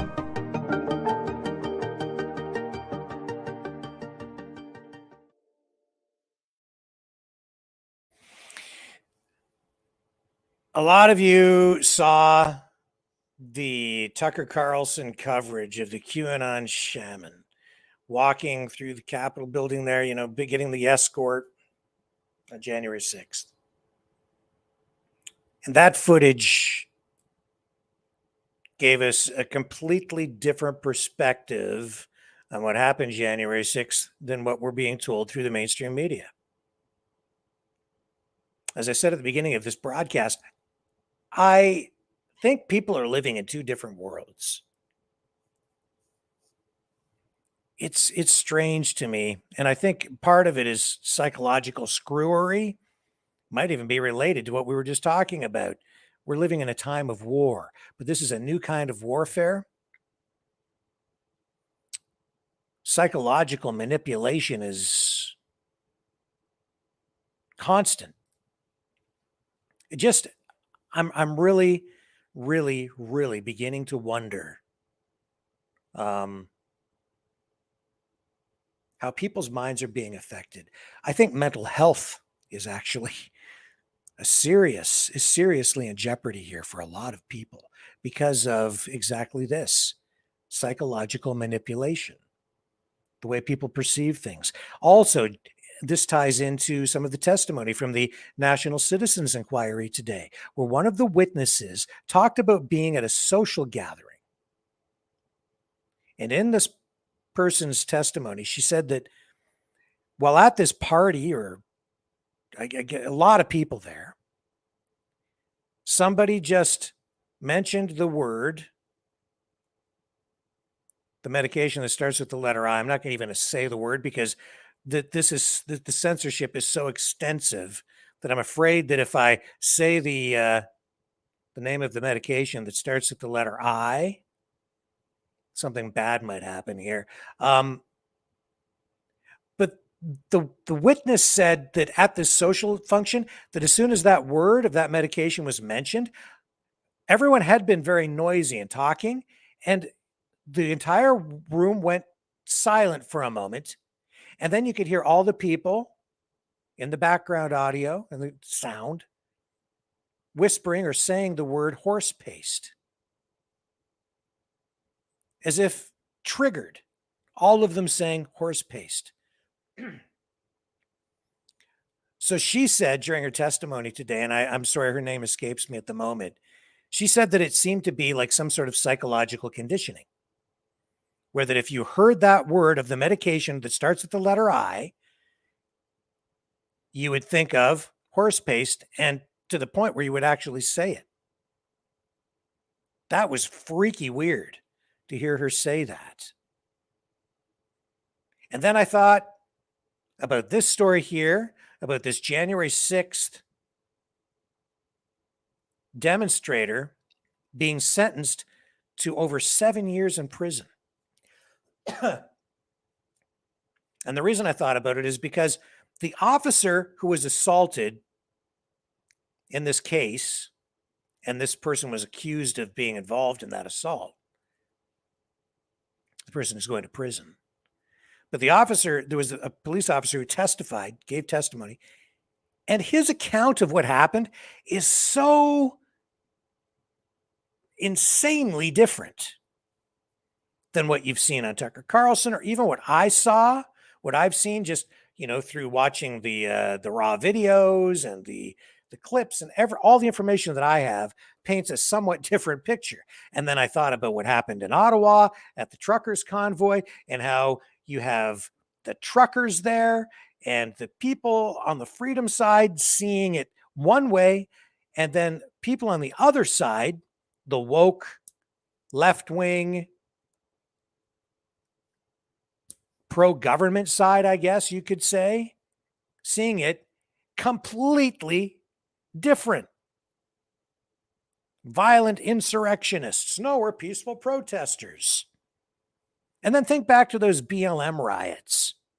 Burning buildings, it's mostly peaceful protest, but you can see the buildings burning, and people don't believe their own lying eyes. It's bizarre to me. I can't think of any time in history whenever anything like this has ever happened before. How can you have people so polarized and seeing the world in a completely different way?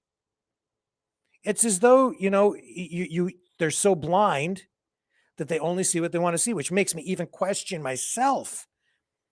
Is what I believe accurate or true? Or am I being psychologically manipulated to just see what I want to see? It's pretty weird. Because when I listen, I'm going to run some of this for you, but when you listen to some of this stuff, I'm going to run it because it's the other side, right? And I know that you maybe have heard some of it, but we live in our own little bubbles, right? These days. But here's the story before we run any of the video. A January 6th rider seen in a chaotic video assaulting and pinning a Metropolitan Police Department officer in a doorway was sentenced to 7 years and 6 months in prison. Patrick McCaughey was at the front of the mob. See, a lot of this is the way the mainstream media conditions people too, right? With the choice of words, the descriptions they choose. Again, the repetition and messaging. The trapped DC officer Daniel Hodges in the building's Lower West Terrace tunnel as he was repeatedly assaulted by rioters. Judge Trevor McFadden described the assault as among the most dangerous and violent clashes with police, and that McCaughey's actions amounted to, quote, some of the most egregious crimes committed on that day. Officer Hodges told the court the trauma he experienced in that doorway continues to haunt him, and that all Americans were victims of Macauley's assault. Not a day goes by that I do not recall the events of January 6th, he said. There's a picture of him, and there is blood on his teeth and his lip, and he's getting, pinned in that doorway. Two totally different perspectives, two totally different views on this. I'm going to run this here. Hang on a second. See if I've got.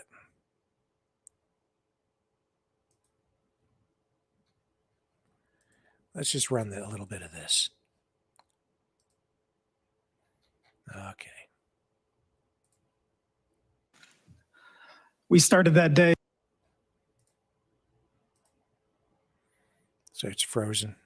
at 7:30 a.m., and our assignment at the time was to maintain high visibility along Constitution Avenue, namely the blocks leading up to President's Park, where then President Donald Trump was holding his gathering.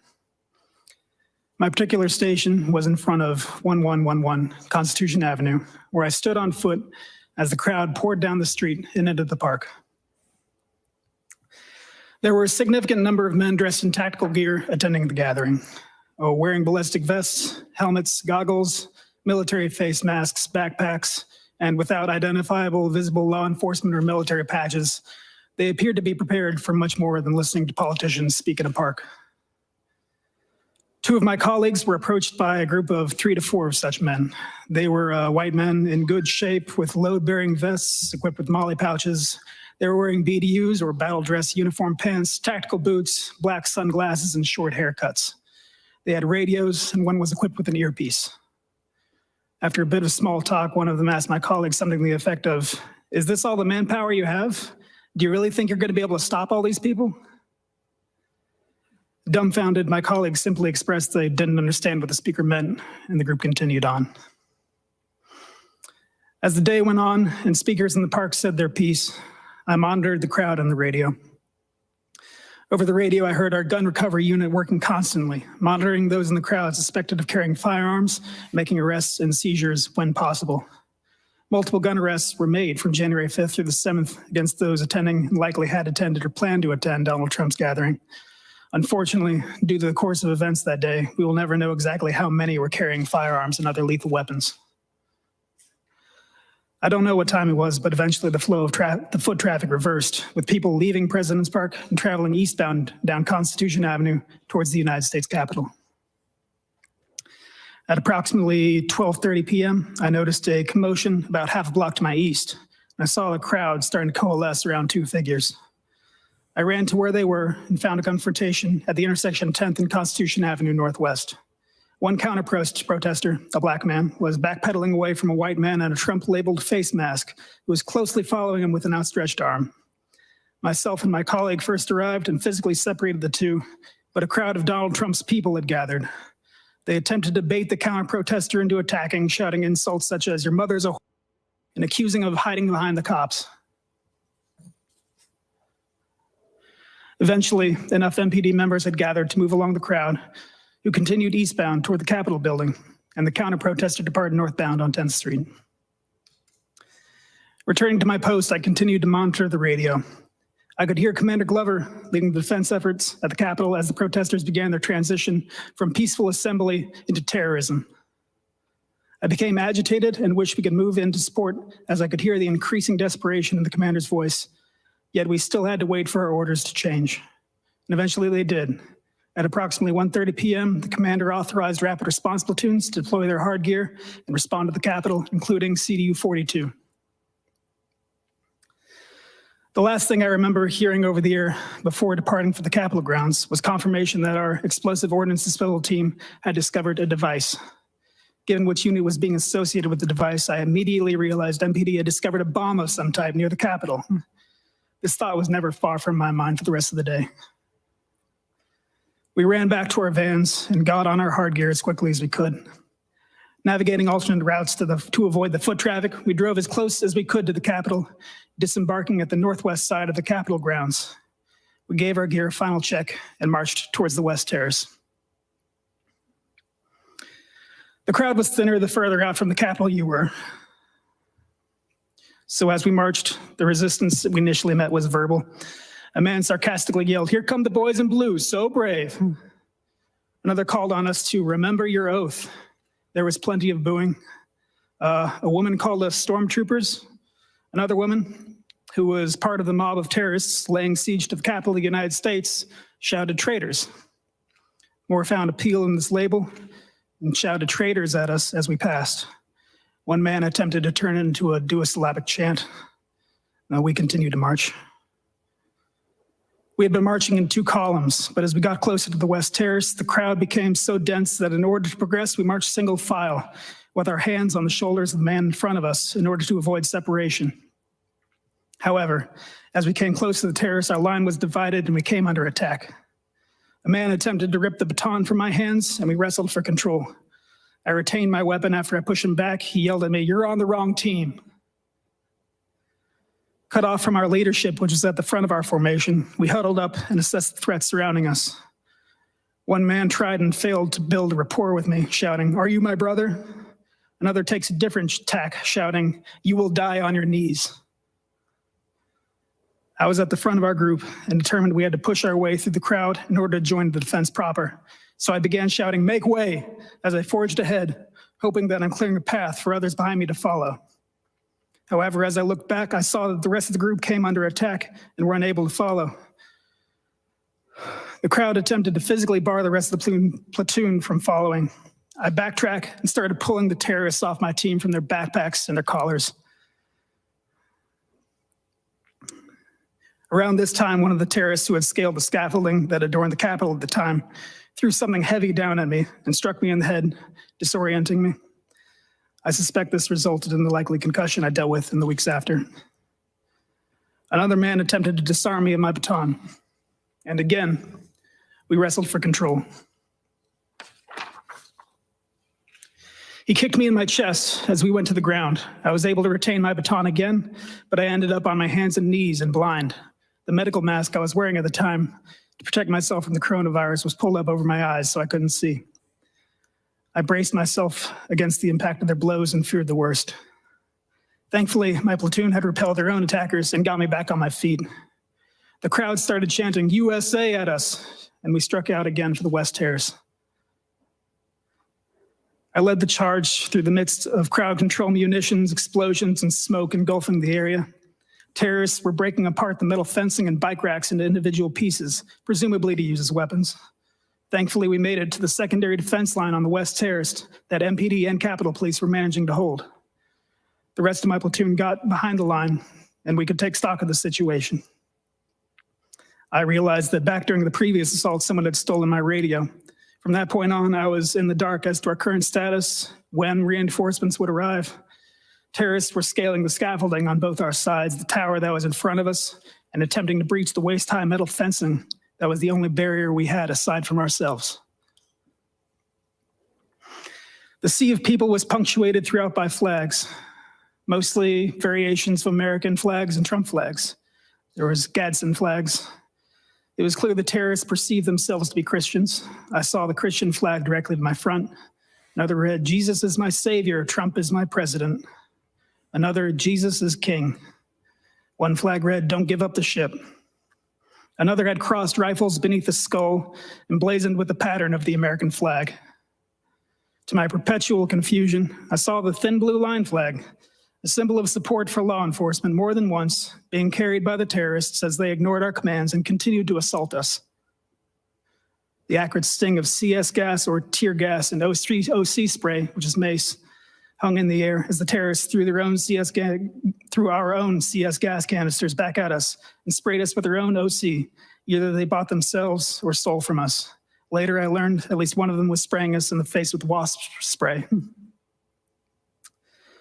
The terrorists alternated between attempting to break our defenses and shouting at or attempting to convert us.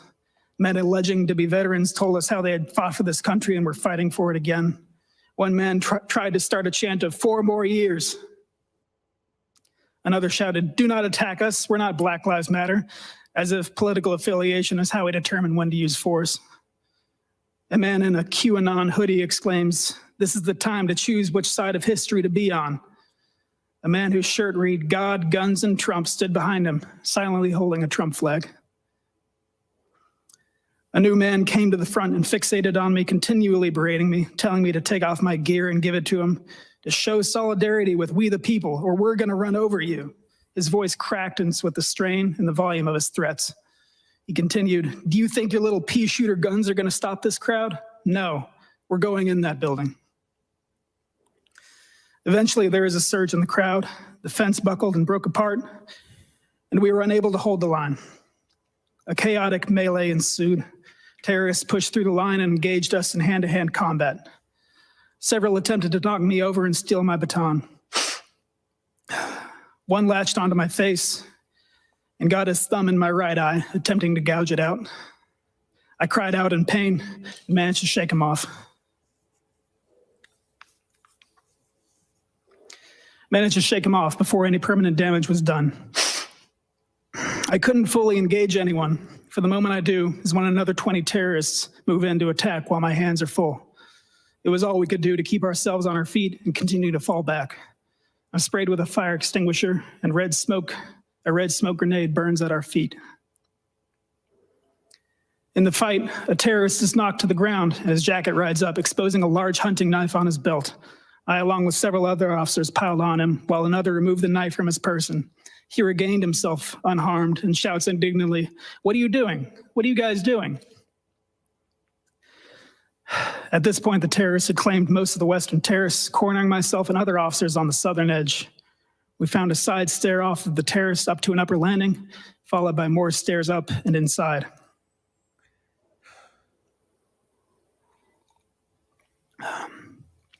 Inside the Capitol building, officers walked through the halls briefly until they found a place to sit, decontaminate their faces of OC and CS, and take a quick breather.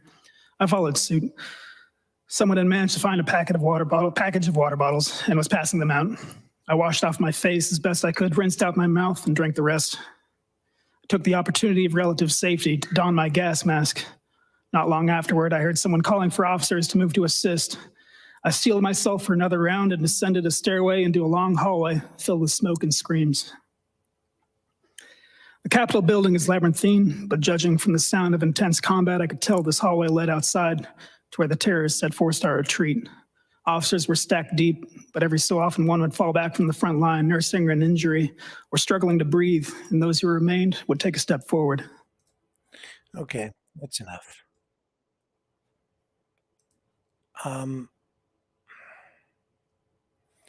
There are only so many possibilities here. He's lying.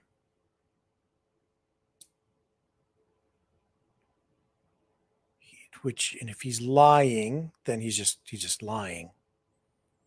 Or he's telling the truth, and everybody over here is brainwashed somehow so that they're seeing things that aren't real. Or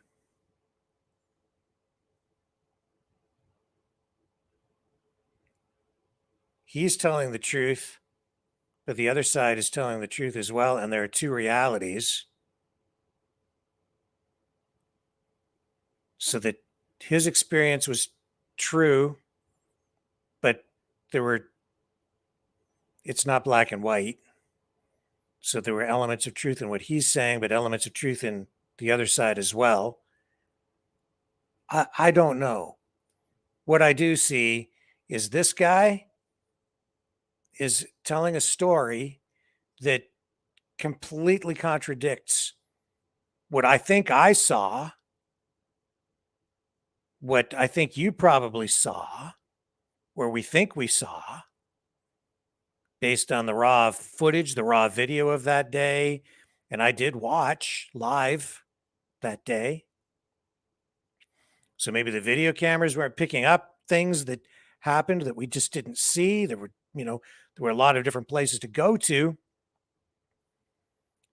But you can manipulate video as well, right? I don't know. All I know is, man, there's so much polarization that the people over there have one perspective and one way of looking at everything. And then the people over here, we look at it completely different. It seems to be that way with everything. Which begs the question, what's the truth? The choice of words in this case tell me that was a carefully crafted testimony. Just the choice of words, he's reading it, obviously, right? But I don't know, man. Like, how can people, you can have two people standing there looking at the same thing today, the exact same thing, and see something completely different. I remember during the convoy watching live coverage of people making heart shapes with their hands from the windows of trucks. But while a reporter with the mainstream media, I don't remember which one, it might have been CBC, might have been CTV, standing there talking about how there was violence. And there's literally someone making a heart shape behind them from the window of a truck.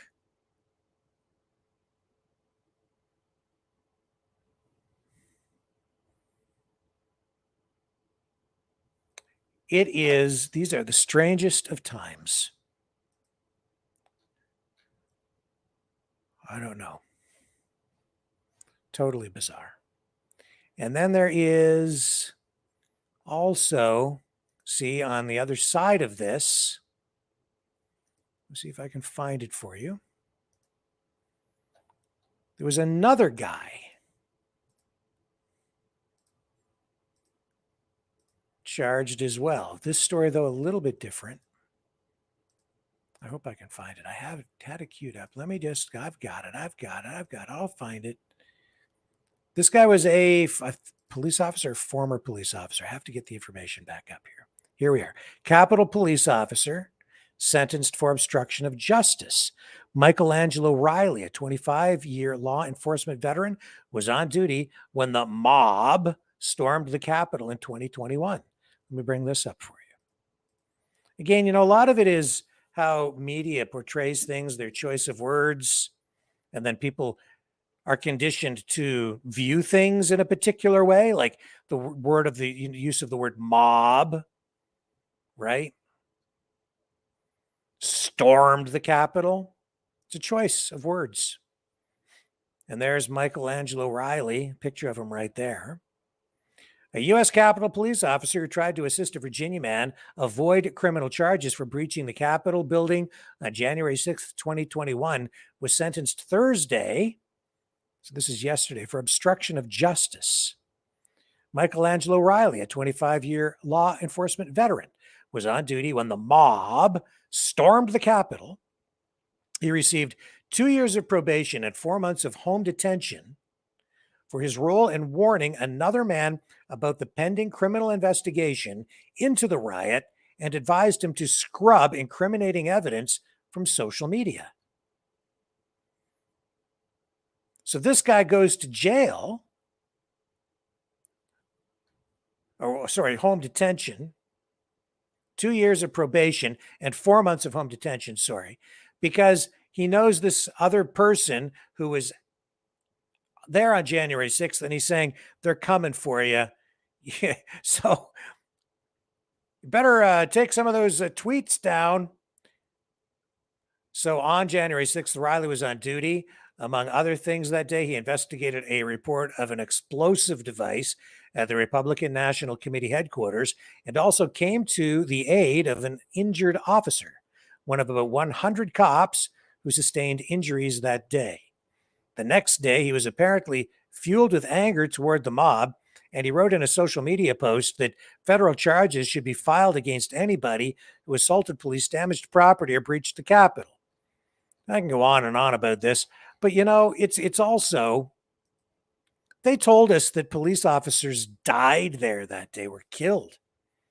And that Officer Brian Sicknick was bludgeoned to death with a fire extinguisher, and we know that wasn't true. And yet a lot of people still believe that today.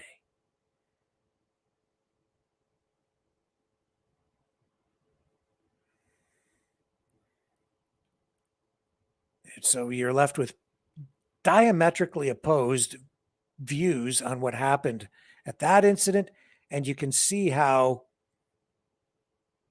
this is being done across the board with various events in time.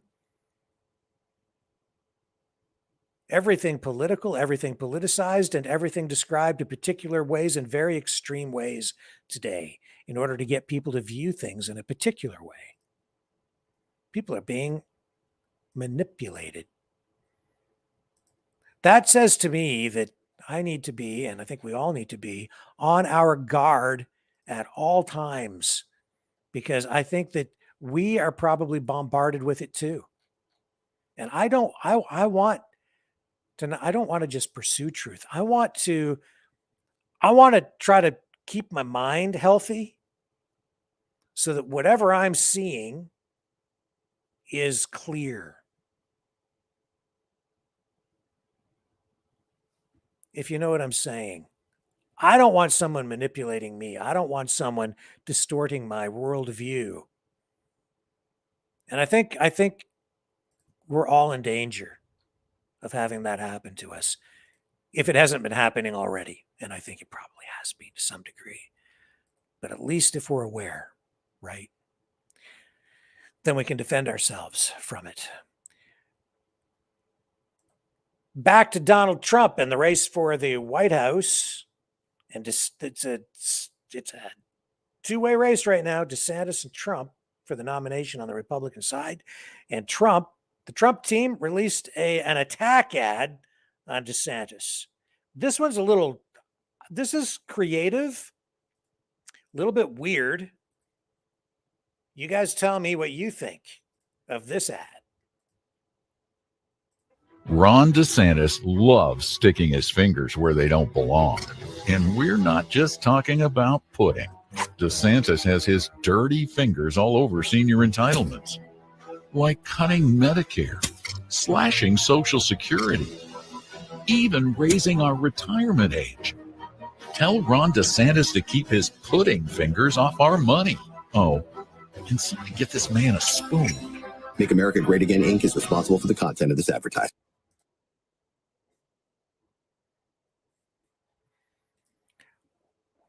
What do you make of that? I think there's more going on in that ad than what meets the eye. There's imagery there. They're using that pudding, I think, to get you to think about something. They're going for an emotional response. I can't quite put my finger on it. Fingers?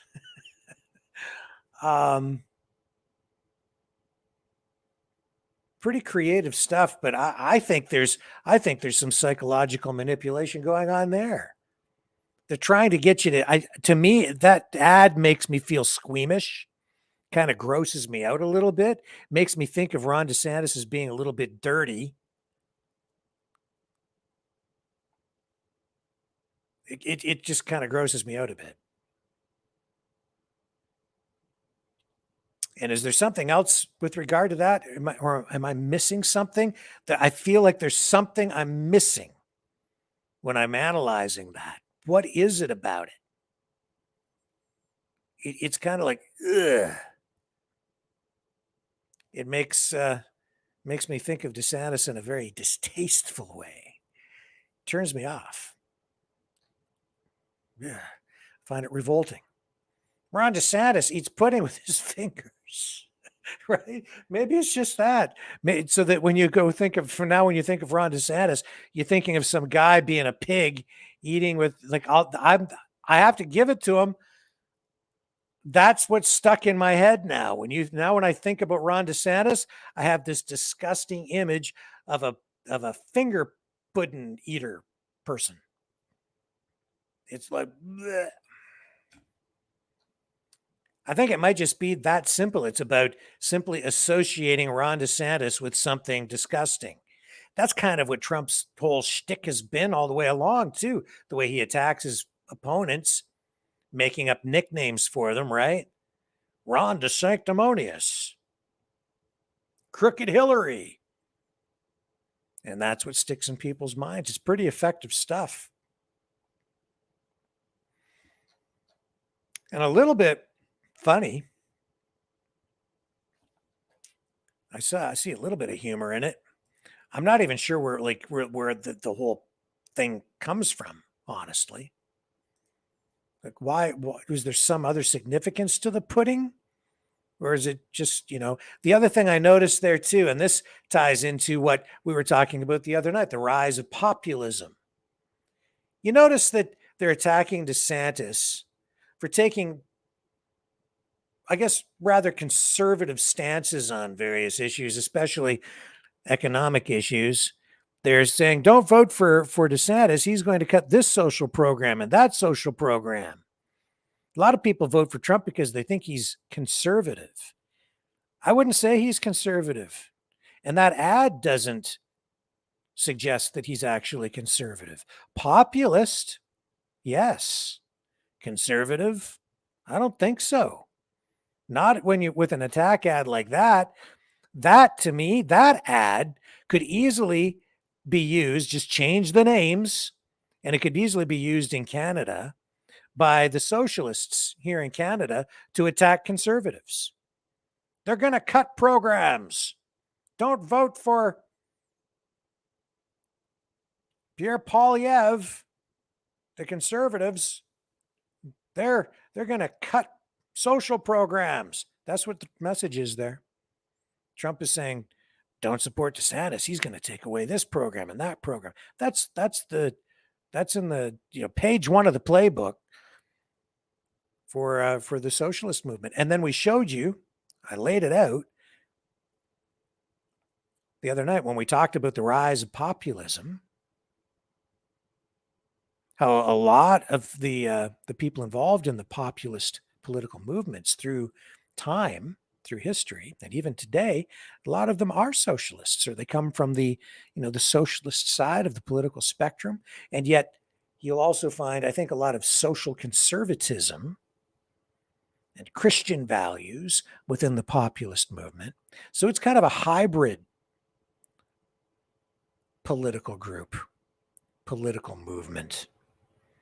It's about the people. It's about working class values that the majority of people, I think, involved in the populist movements are middle class, working class, blue collar.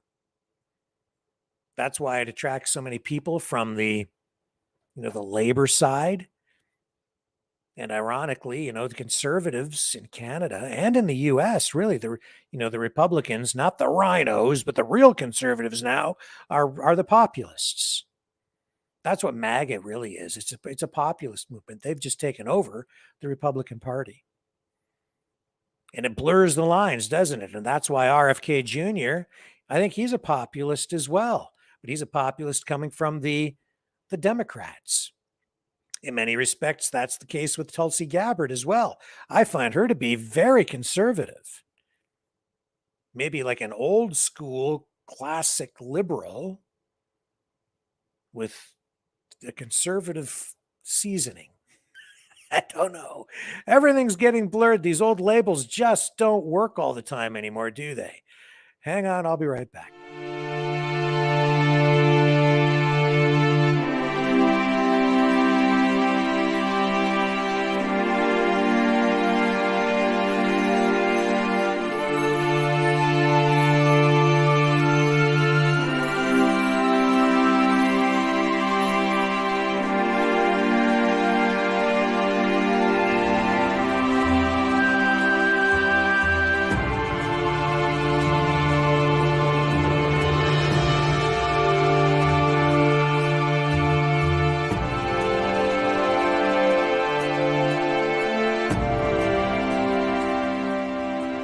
Maverick News.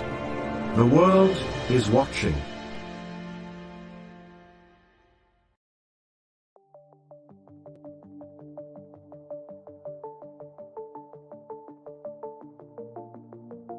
Greetings, brave Mavericks. Our quest for truth continues. We go beyond fake news. Together we expose propaganda. Together we pull others out of rabbit holes. We are maverick thinkers. We are all unique individuals, defenders of individual rights and freedoms, credible, trusted, grounded in reality. Maverick News, Maverick News. Defending free speech, free speech. Donate at freedomreporters.com. Do it now. Tomorrow, maybe too late. Maverick News. The world is watching.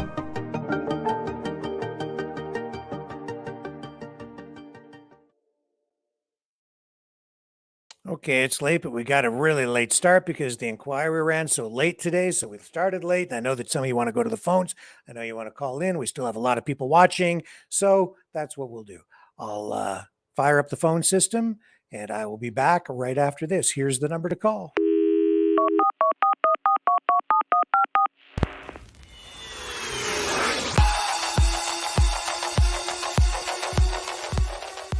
Join the conversation.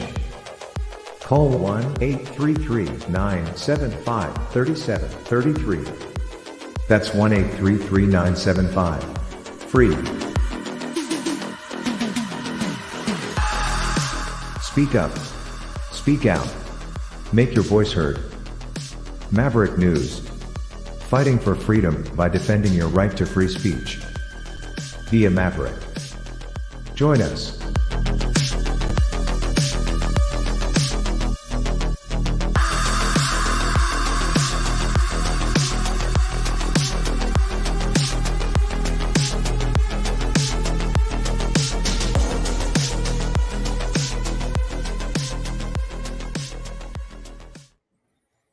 Okay, we are back and we have our first caller of the night lined up. Here we go. I think it's Julio. No, it's Julio. It's the man without a plan. After all your disasters, Rick, coming to you live. You know what? That testimony by that poor fella there that he was blind. You see the Lockford blind guy after he was blind, didn't he? You're kind of breaking up there, Leo. You've got your new Bluetooth thingy on, but there's some interference tonight. Okay, I'll go outside. Let me step into my office. Give me about 10 seconds.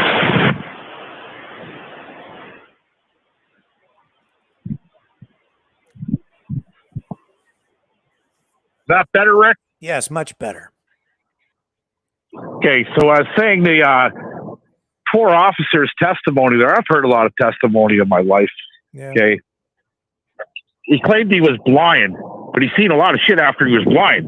Mm. Right? Yeah, yeah. A lot of shit. So if people are, you know what, perception, call it what you want. Like you said, we heard there was a few officers that were killed on the line of duty there, this and that. And nothing but bullshit. Yeah. Bullshit. Yeah. Right. It makes me sick, Rick. Me too. And then that poor guy's going to jail for 7 years, 6 months. You know, he better pray that Trump gets back in his first day, an executive order to free these guys. Yes. That's your only hope you have. Yeah. Right. So hopefully Trump does get back in. He is the front runner. He does have a way with words, I'll tell you. I just don't, like you said, don't understand how people in general can look at something today, though, and see 2 completely different things, you know, and really get passionate about it. Well, especially we have videotape showing the truth. Yeah. Like, how stupid are you? You know, you got to ask yourself the question: how stupid are these people? I don't know. Okay. And as for the kid, poor 21-year-old first lieutenant in the National Guard, the National Guard's by state. It's not even a federal entity for the military, unless called on by the feds. Okay. Mm-hmm. They're state by state. Okay. This kid had access to the documents. And in the beginning, they were blaming the Russians. They really got a hard on for the Russians. They sure do, don't they? It's always the Russians, right? It's always the Russians' fault. And you know what? Like you said, they're going to be knocking on people's doors. They want your son, your daughter in the military to go to Ukraine. Come to my door. You're going to lose a few good men. I guarantee you on that one. Yeah. You know, I don't think that anybody should be that surprised that it's a 21-year-old that got a hold of these documents, because if you look at the way the military and the deep state work today, it's young kids like that they have doing all the hacking. It's Aubrey Cottle who hacked the Give Send Go. It's all these young, some of them are pretty eccentric young people too. Like, you know, that crazy Aubrey Cottle guy that I showed on the show before. Yep, Jason LaFauci. That's right. He works for the government. I got a good one for you. Yeah. Speaking of Lafazi, I get a call today from a good guy who's on the freedom side, but I don't know where he's going. He says, call me, Leo. So I'm making burgers for the boys at work because I didn't go jet skiing. I decided to take option number 2. That was make a little bit more cash, right? So I went to work and I was flipping burgers. I call him, right? We're on FaceTime. And he's telling me about Monday, the police were at his house last night. I said, for what? Well, because I'm organizing something at the border. And I said, are you fucking stupid? Don't do it. He goes, what do you mean? I said, don't do it. He said, well, Jason, he couldn't even pronounce his name. I said, Lafaki? He goes, yeah, that guy, Lafachi. Stay the fuck away from him, bud, okay? Don't do it. I'm telling you. Get away from these people. They don't give a fuck about you at the end of the day. I said, do you want a loophole for the border? He goes, yeah. I said, well, there's going to be a fucking strike here coming maybe by Monday. And a lot of those people work at the border, okay? Federal employees strike. I want to see how that's going to turn out, Rick. Are they going to close down the border with their strikes? You know, I like to stand up for the people, the hardworking people of this country. Mm-hmm. But these people have had more jabs than what Thomas Hearns could throw, and he's the hitman. If you don't know who the Detroit Cobra is, Tom's the hitman Hearns. Yeah. These guys have had more jabs that get tossed in a 12-round fight.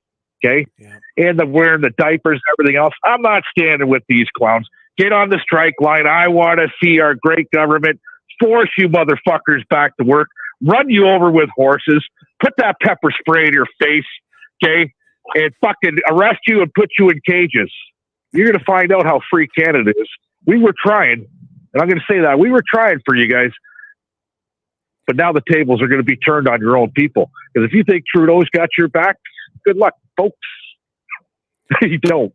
Yeah, okay? Well, if you're a border guard, where else would you protest, and where would you set up your picket line but at the border? Bingo. If I went on strike tomorrow, we do it in front of our gates, so nobody could come on through our gates. That's right. Okay? That's how you do it. That's how you pick it if you're with a union. That's right. Okay, so it's going to be very funny to see, okay, because the injunction's still in place. I told that fella today, don't even play the fucking game at the border. You'll be wrapped up and fucking tossed away faster than you can blink. What do you mean? I said, the injunction's still in place for starters, okay? Yeah. Don't even fucking play that game. And now that they know who you are, they're probably watching this FaceTime with me and you. I'm telling you, okay, don't do it. Because they're going to hold you responsible if something happens at that border, and you're going to. Well, I don't care. I don't care. Well, you're going to care when you're sitting there. You like to smoke cigarettes and drink beer? Yeah. Well, you don't do that in jail, right? Right. Now, the only good thing about jail is there is no woke society in there, Mr. Rick. And the drag queens know their place in there. Yeah. The drag queens know their place. They have a job to do, and that is to help out the lifers, the guys that'll never see the light of day. Right? That's what drag queens are for in jail. And there is no woke society. I guarantee you on that one. I could just imagine it. Imagine being in Millhaven, okay, in the J unit, the woke society in there. These guys would be stabbed up so fast and put in body bags. You couldn't count how fast it would be happening. Yeah. So, that's the only good thing about jail. There is no woke society. Yeah. Not in there. Right. So it's going to be funny to see, like I said, back to the border, back to the strike that's going to happen, how this is going to unfold. Who's going to use the notwithstanding clause legislation? Because there are, even though it's federal, there's provincial workers, while they're in the provinces working in those provinces. Will Mr. Ford try and use the notwithstanding clause like you did on the teachers last year? I don't know, man. Or will it be this is Trudeau? Yeah. This is federal, so it's a different deal, and the laws are a little different too. So, right? Are they going to mandate? People that are waiting for their CERB. I don't know if they're even getting that shit anymore. CERB, the carbon tax, and all this crap. I don't get none of that shit, so that don't really matter to me. But that's the selfish me. I don't give a shit. But people are waiting. Even your income tax returns. I haven't even filed my income tax, so if I'm getting something back that's money in the bank, if I owe, well, guess what? I'm going to owe you a little longer because you're on strike, right? So you can't even file your income tax and get a return. It's going to be a shit show like the passport centers 18 months ago, waiting for a passport. Yeah. 3 weeks later. Right. So it's going to be interesting, Rick. The next couple of weeks, there's going to be a lot of news for you. That's for sure. Yeah. Well, even if they don't set up picket lines, if they don't have any people to work, I guess the border gets shut down anyway. I don't know how. Well, yeah. Well, you watch how fast Mr. Joe Biden interjects. Oh, you can't shut down that border. We'll bring the Marines. Yeah. We'll bring the 101st Airborne Division out of fucking Fort Langley. Here they come, folks. Yeah, right. They ain't shutting that border down. Are you going to have scabs? No, that's going to be another thing. You can't have scabs. Yeah. People cross the line. I used to stand so tough for the unions. I grew up Lee Iacocca days, right? My dad union. Everybody in this town where I'm at, Windsor, Ontario's union. But me today, there's a shit ton of different unions here, and man, oh man, I can't. It's not the same, Rick. It's not the same at all. I've been to strikes where I've seen people get bricks thrown at them, bricks. Okay, because they're bringing in the scabs. Mm-hmm. I've seen people get run over by buses because they're bringing in the scabs. Mm-hmm. I see some crazy shit fights. Okay, was like the gangs in New York with Leonardo DiCaprio. Yeah, okay, you don't cross the line. Right. So who's going to cross the line to the border? This is going to be interesting. That's the one to watch. Who cares what happens up in Ottawa? It's the border you're going to be watching. Yep. Well, because after all, that is. Yeah. Sorry, I didn't mean to interrupt you. That's what. No, you go. Go ahead. No, I was going to say that's where the money is, right? So, yeah, they're gonna want to keep that open. They want that trade flowing. They want the big corporations, the auto companies, all the other businesses. They want that border open. That's money, money, money, money, money. Big money. Yeah. Big money. So, it's going to be interesting to see, guys, but you're going to want to watch this area again. That's Windsor, Ontario. We're in the news a lot down here, eh? Yeah, I loved, I as a news guy, when I worked and lived in Windsor, it was a great news town because it's right on the border. So you get all these international stories, labor, huge labor town, auto industry. There's always has been a lot of action here, man. Yeah. Always. Yeah. Always been a lot. Shit, rum running, weed running. We could go on about running. How about running the who do we run out of town? Oh, the Americans. That's why they're in Detroit. They're the French. Fort Detroit, right? So, yeah, there's been a lot of history here. We're rich with it. And but stay tuned. This is going to be the epic center will be here, Windsor, Ontario, Niagara Falls, Port Huron. Okay, and any border crossing along the way. There's a few border crossings, Coots, all of them, right? Yeah. So, yeah, interesting to see. Yeah, I'm glad that you brought this up. It's an important subject, and it's important especially there because that affects not just Canada, but everybody on the U.S. side too. So, yeah. Yeah, and I want to see if the government's going to interject forcefully, like they did for the freedom protesters. Are they going to let it go on for how long did it happen in Windsor? 21 days? No, not even 21 days here. No, not that long. What was it? 7 days? 8 days? 8 days. See, my mind. I was there the whole time too. Yeah. 8 days, 9 days, whatever. That's right. Will they let it go on longer than that at the border, or were they going to interject with the 3,000 police officers they had down there in the armored vehicles and all kinds of crazy shit? The machine guns. I've seen it all, man. Yeah. It was brutal. So with that being said, Rick, get on to your next caller. Always a pleasure. And I just want to thank everybody that contributed today. Rick is paying out of his own pocket, and I know this. So hit the super chats, get some money to him so he can pay for these damn phone lines. I paid for my call. Thanks, guys. Thank you, Leo. Thank you. Appreciate it. Great call. Okay, here's Matthew. Hello. How are you? Okay. I've been watching since the trucker riots and today I'm calling in to talk about credit default swaps. Okay. I know it's not super exciting, but in 2008, credit default swaps exposure to debt in America was 4.5 trillion. I know a trillion is a mental number, but it's 1,000 billion.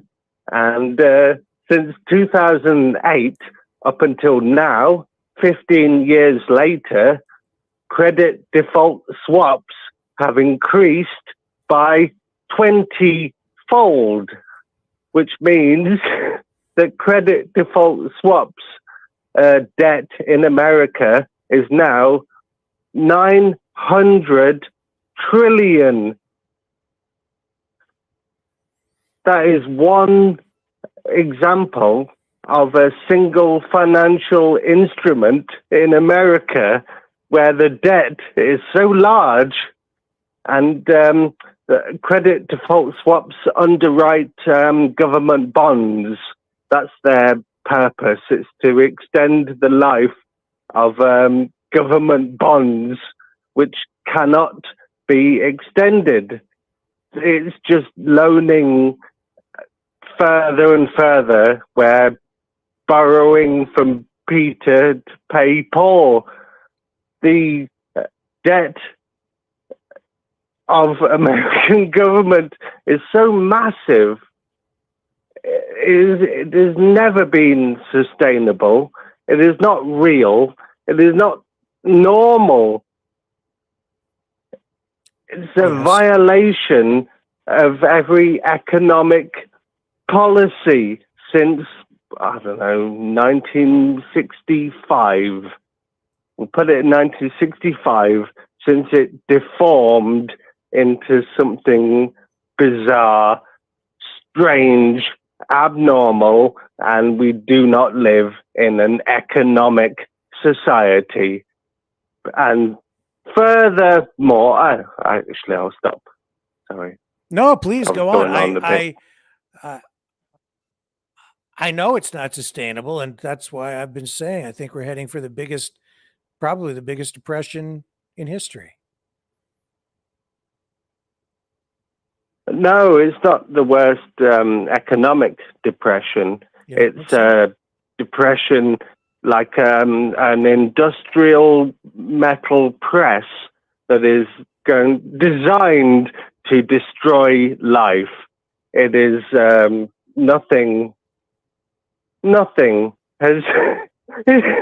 It's so awful that the every single financial prediction that you've ever heard since you've ever been born, if you've ever heard a financial prediction since after 1965, when Robert McNamara, who was the only head of Ford, his surname wasn't Ford, and then he moved into the American government as a defense minister, and finally went into the precursor of the WEF, who designed financial predictions in a way that meant that no one who wasn't an expert could ever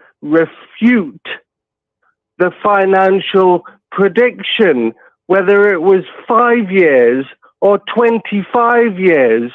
And obviously they would favor the 25-year prediction because no one on earth could refute that bullshit statistical analysis that is only derived from the Keynesian economics. Yeah, Keynesian economics. John Maynard Keynes, economist. Yeah, Canadian, yeah. by the way. And it was all designed to muddy the waters of statistical analysis.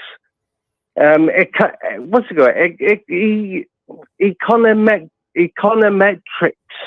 That's what it's called. Econometrics, where the North of America moved into the South of America. They started United Fruit in the 1830s. Then you had the 1850s, where the America made a law that said if you interfere with American law in South America, North America has the right to declare war. Yes, I'm familiar. It just continues from there, all the way through the South of America, and then they got grander designs to move into other continents. It's America. America is the source of all evil. It is so simple.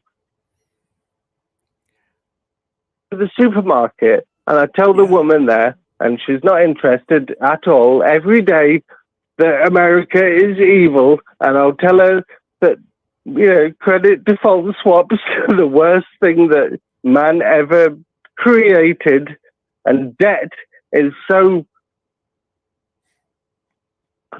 I don't even know. At one point, debt was estimated to be 2.1 times wealth. But now, the number's a lot higher. That's for sure. It's a lot higher. That's about sums it up too. I shouldn't be laughing because it's so darn serious, but yeah, you've revealed a lot, and basically, yeah, we're screwed. All right. Well, yeah. I only got my phone today, and I said I was going to call in, and all the good things, and one thing. All right. Before I go, I have to say one thing. Sure. You are an apostate. It's English literature. There's a poet called John Donne, and he used to write about death. And he was a brilliant man. And even before he died, he would practice dying. He would actually get inside a coffin and fold his arms across himself. And, other people would celebrate his death just for a few hours or whatever. But yeah, you are an apostate because you worked for MSM, which we now know has been corrupted into what it is today. But you worked for MSM, and now you not only do you not work for MSM, but you are your own man in opposition of what you did as a professional. Yes. That's remarkable. I suppose it is, isn't it? Yes. Yeah. And I've never been called an apostate before, but I think you may be accurate. No, not only that, I'll carry on. I'll carry on for another hour. It's easy because what you've done is not only have you created I'll call it a church, but we won't go too Christian centric, but you have made a space for so many people who've been so hurt. They've been destroyed. And we won't get medical. I don't have to list all the terrible things that have happened, but you are remarkable because you turned away from the faith that you had, and 1 million people are reaching to you from different directions because of all the stories that you've revealed, and now your personal life has been affected. And you continue, and you will continue. I appreciate the kind words. I appreciate the confidence.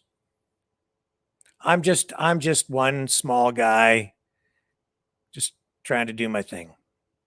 And a lot of people are trying to do their thing too. And a lot of people have been putting it on the line in these very strange times. And a lot of people have had their personal if we can carry on talking, we can carry on for another half an hour because, you know, I know you're wrapping this up or whatever happens, but yeah. Anyway, look, I bought 50 quid's worth of credit, and they told me it was 15 pence a minute, which means I can ramble for half a decade if I want to. Where are you calling from? I'm in England, which you might have suspected. Yes. I'm in the middle of England, which is Leicester, and I'm pretty close to the middle of England, where if you travel in any direction, you'll be the furthest from the sea. I see. Well, listen, I appreciate the call very much. I appreciate the kind words too. I think the praise might be a little overblown. As I say, it's not overblown, Rick. It really isn't. I see this world, and you are a bright light. Let me just talk about Gina, one of your moderators. Yes. She is a robo woman who had 11 operations and is still, I don't know, she has everything. Her soul is intertwined with yours, your kindness, look at, all right, let's kill it, right? I'll do one last one. Okay. RV, yeah? Yeah. What's the RV, right? We all know that he was, Jesus Christ, he was so insulting. He was so insulting for weeks and weeks.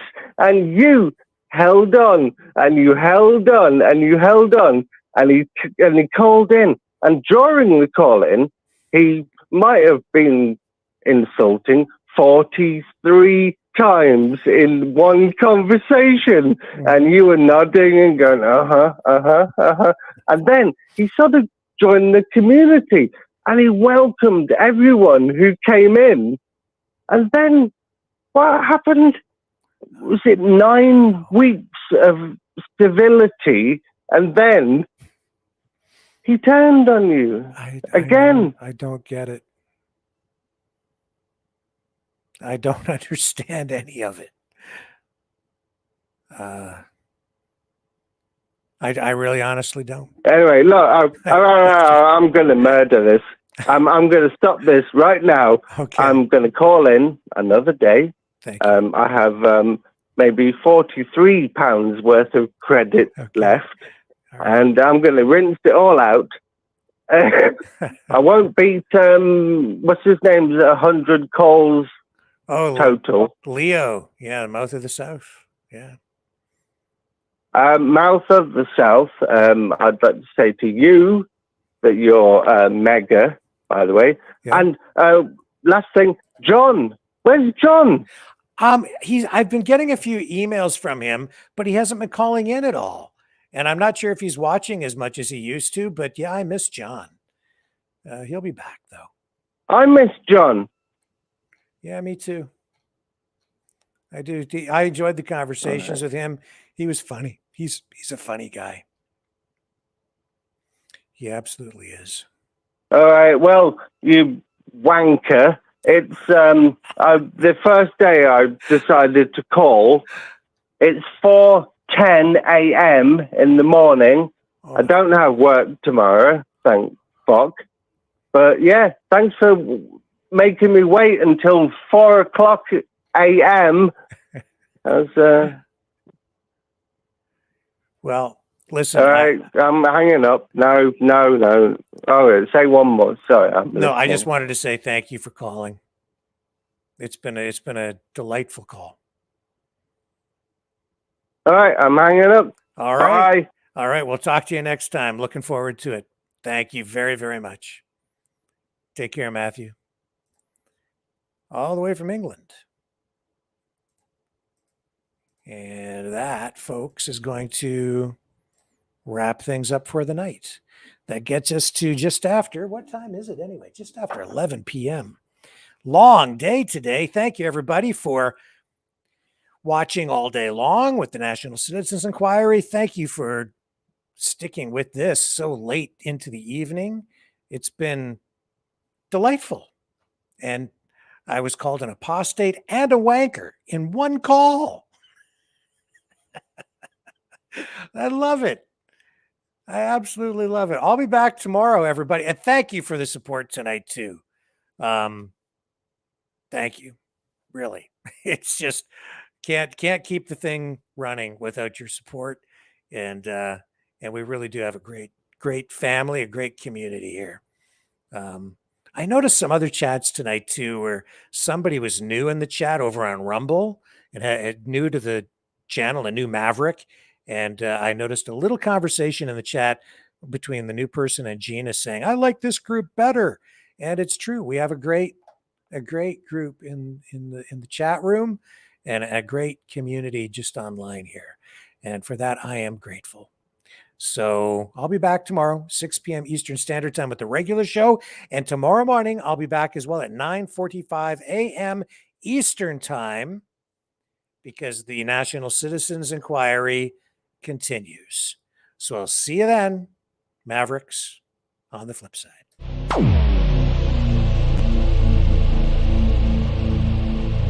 This has been a Maverick Multimedia production.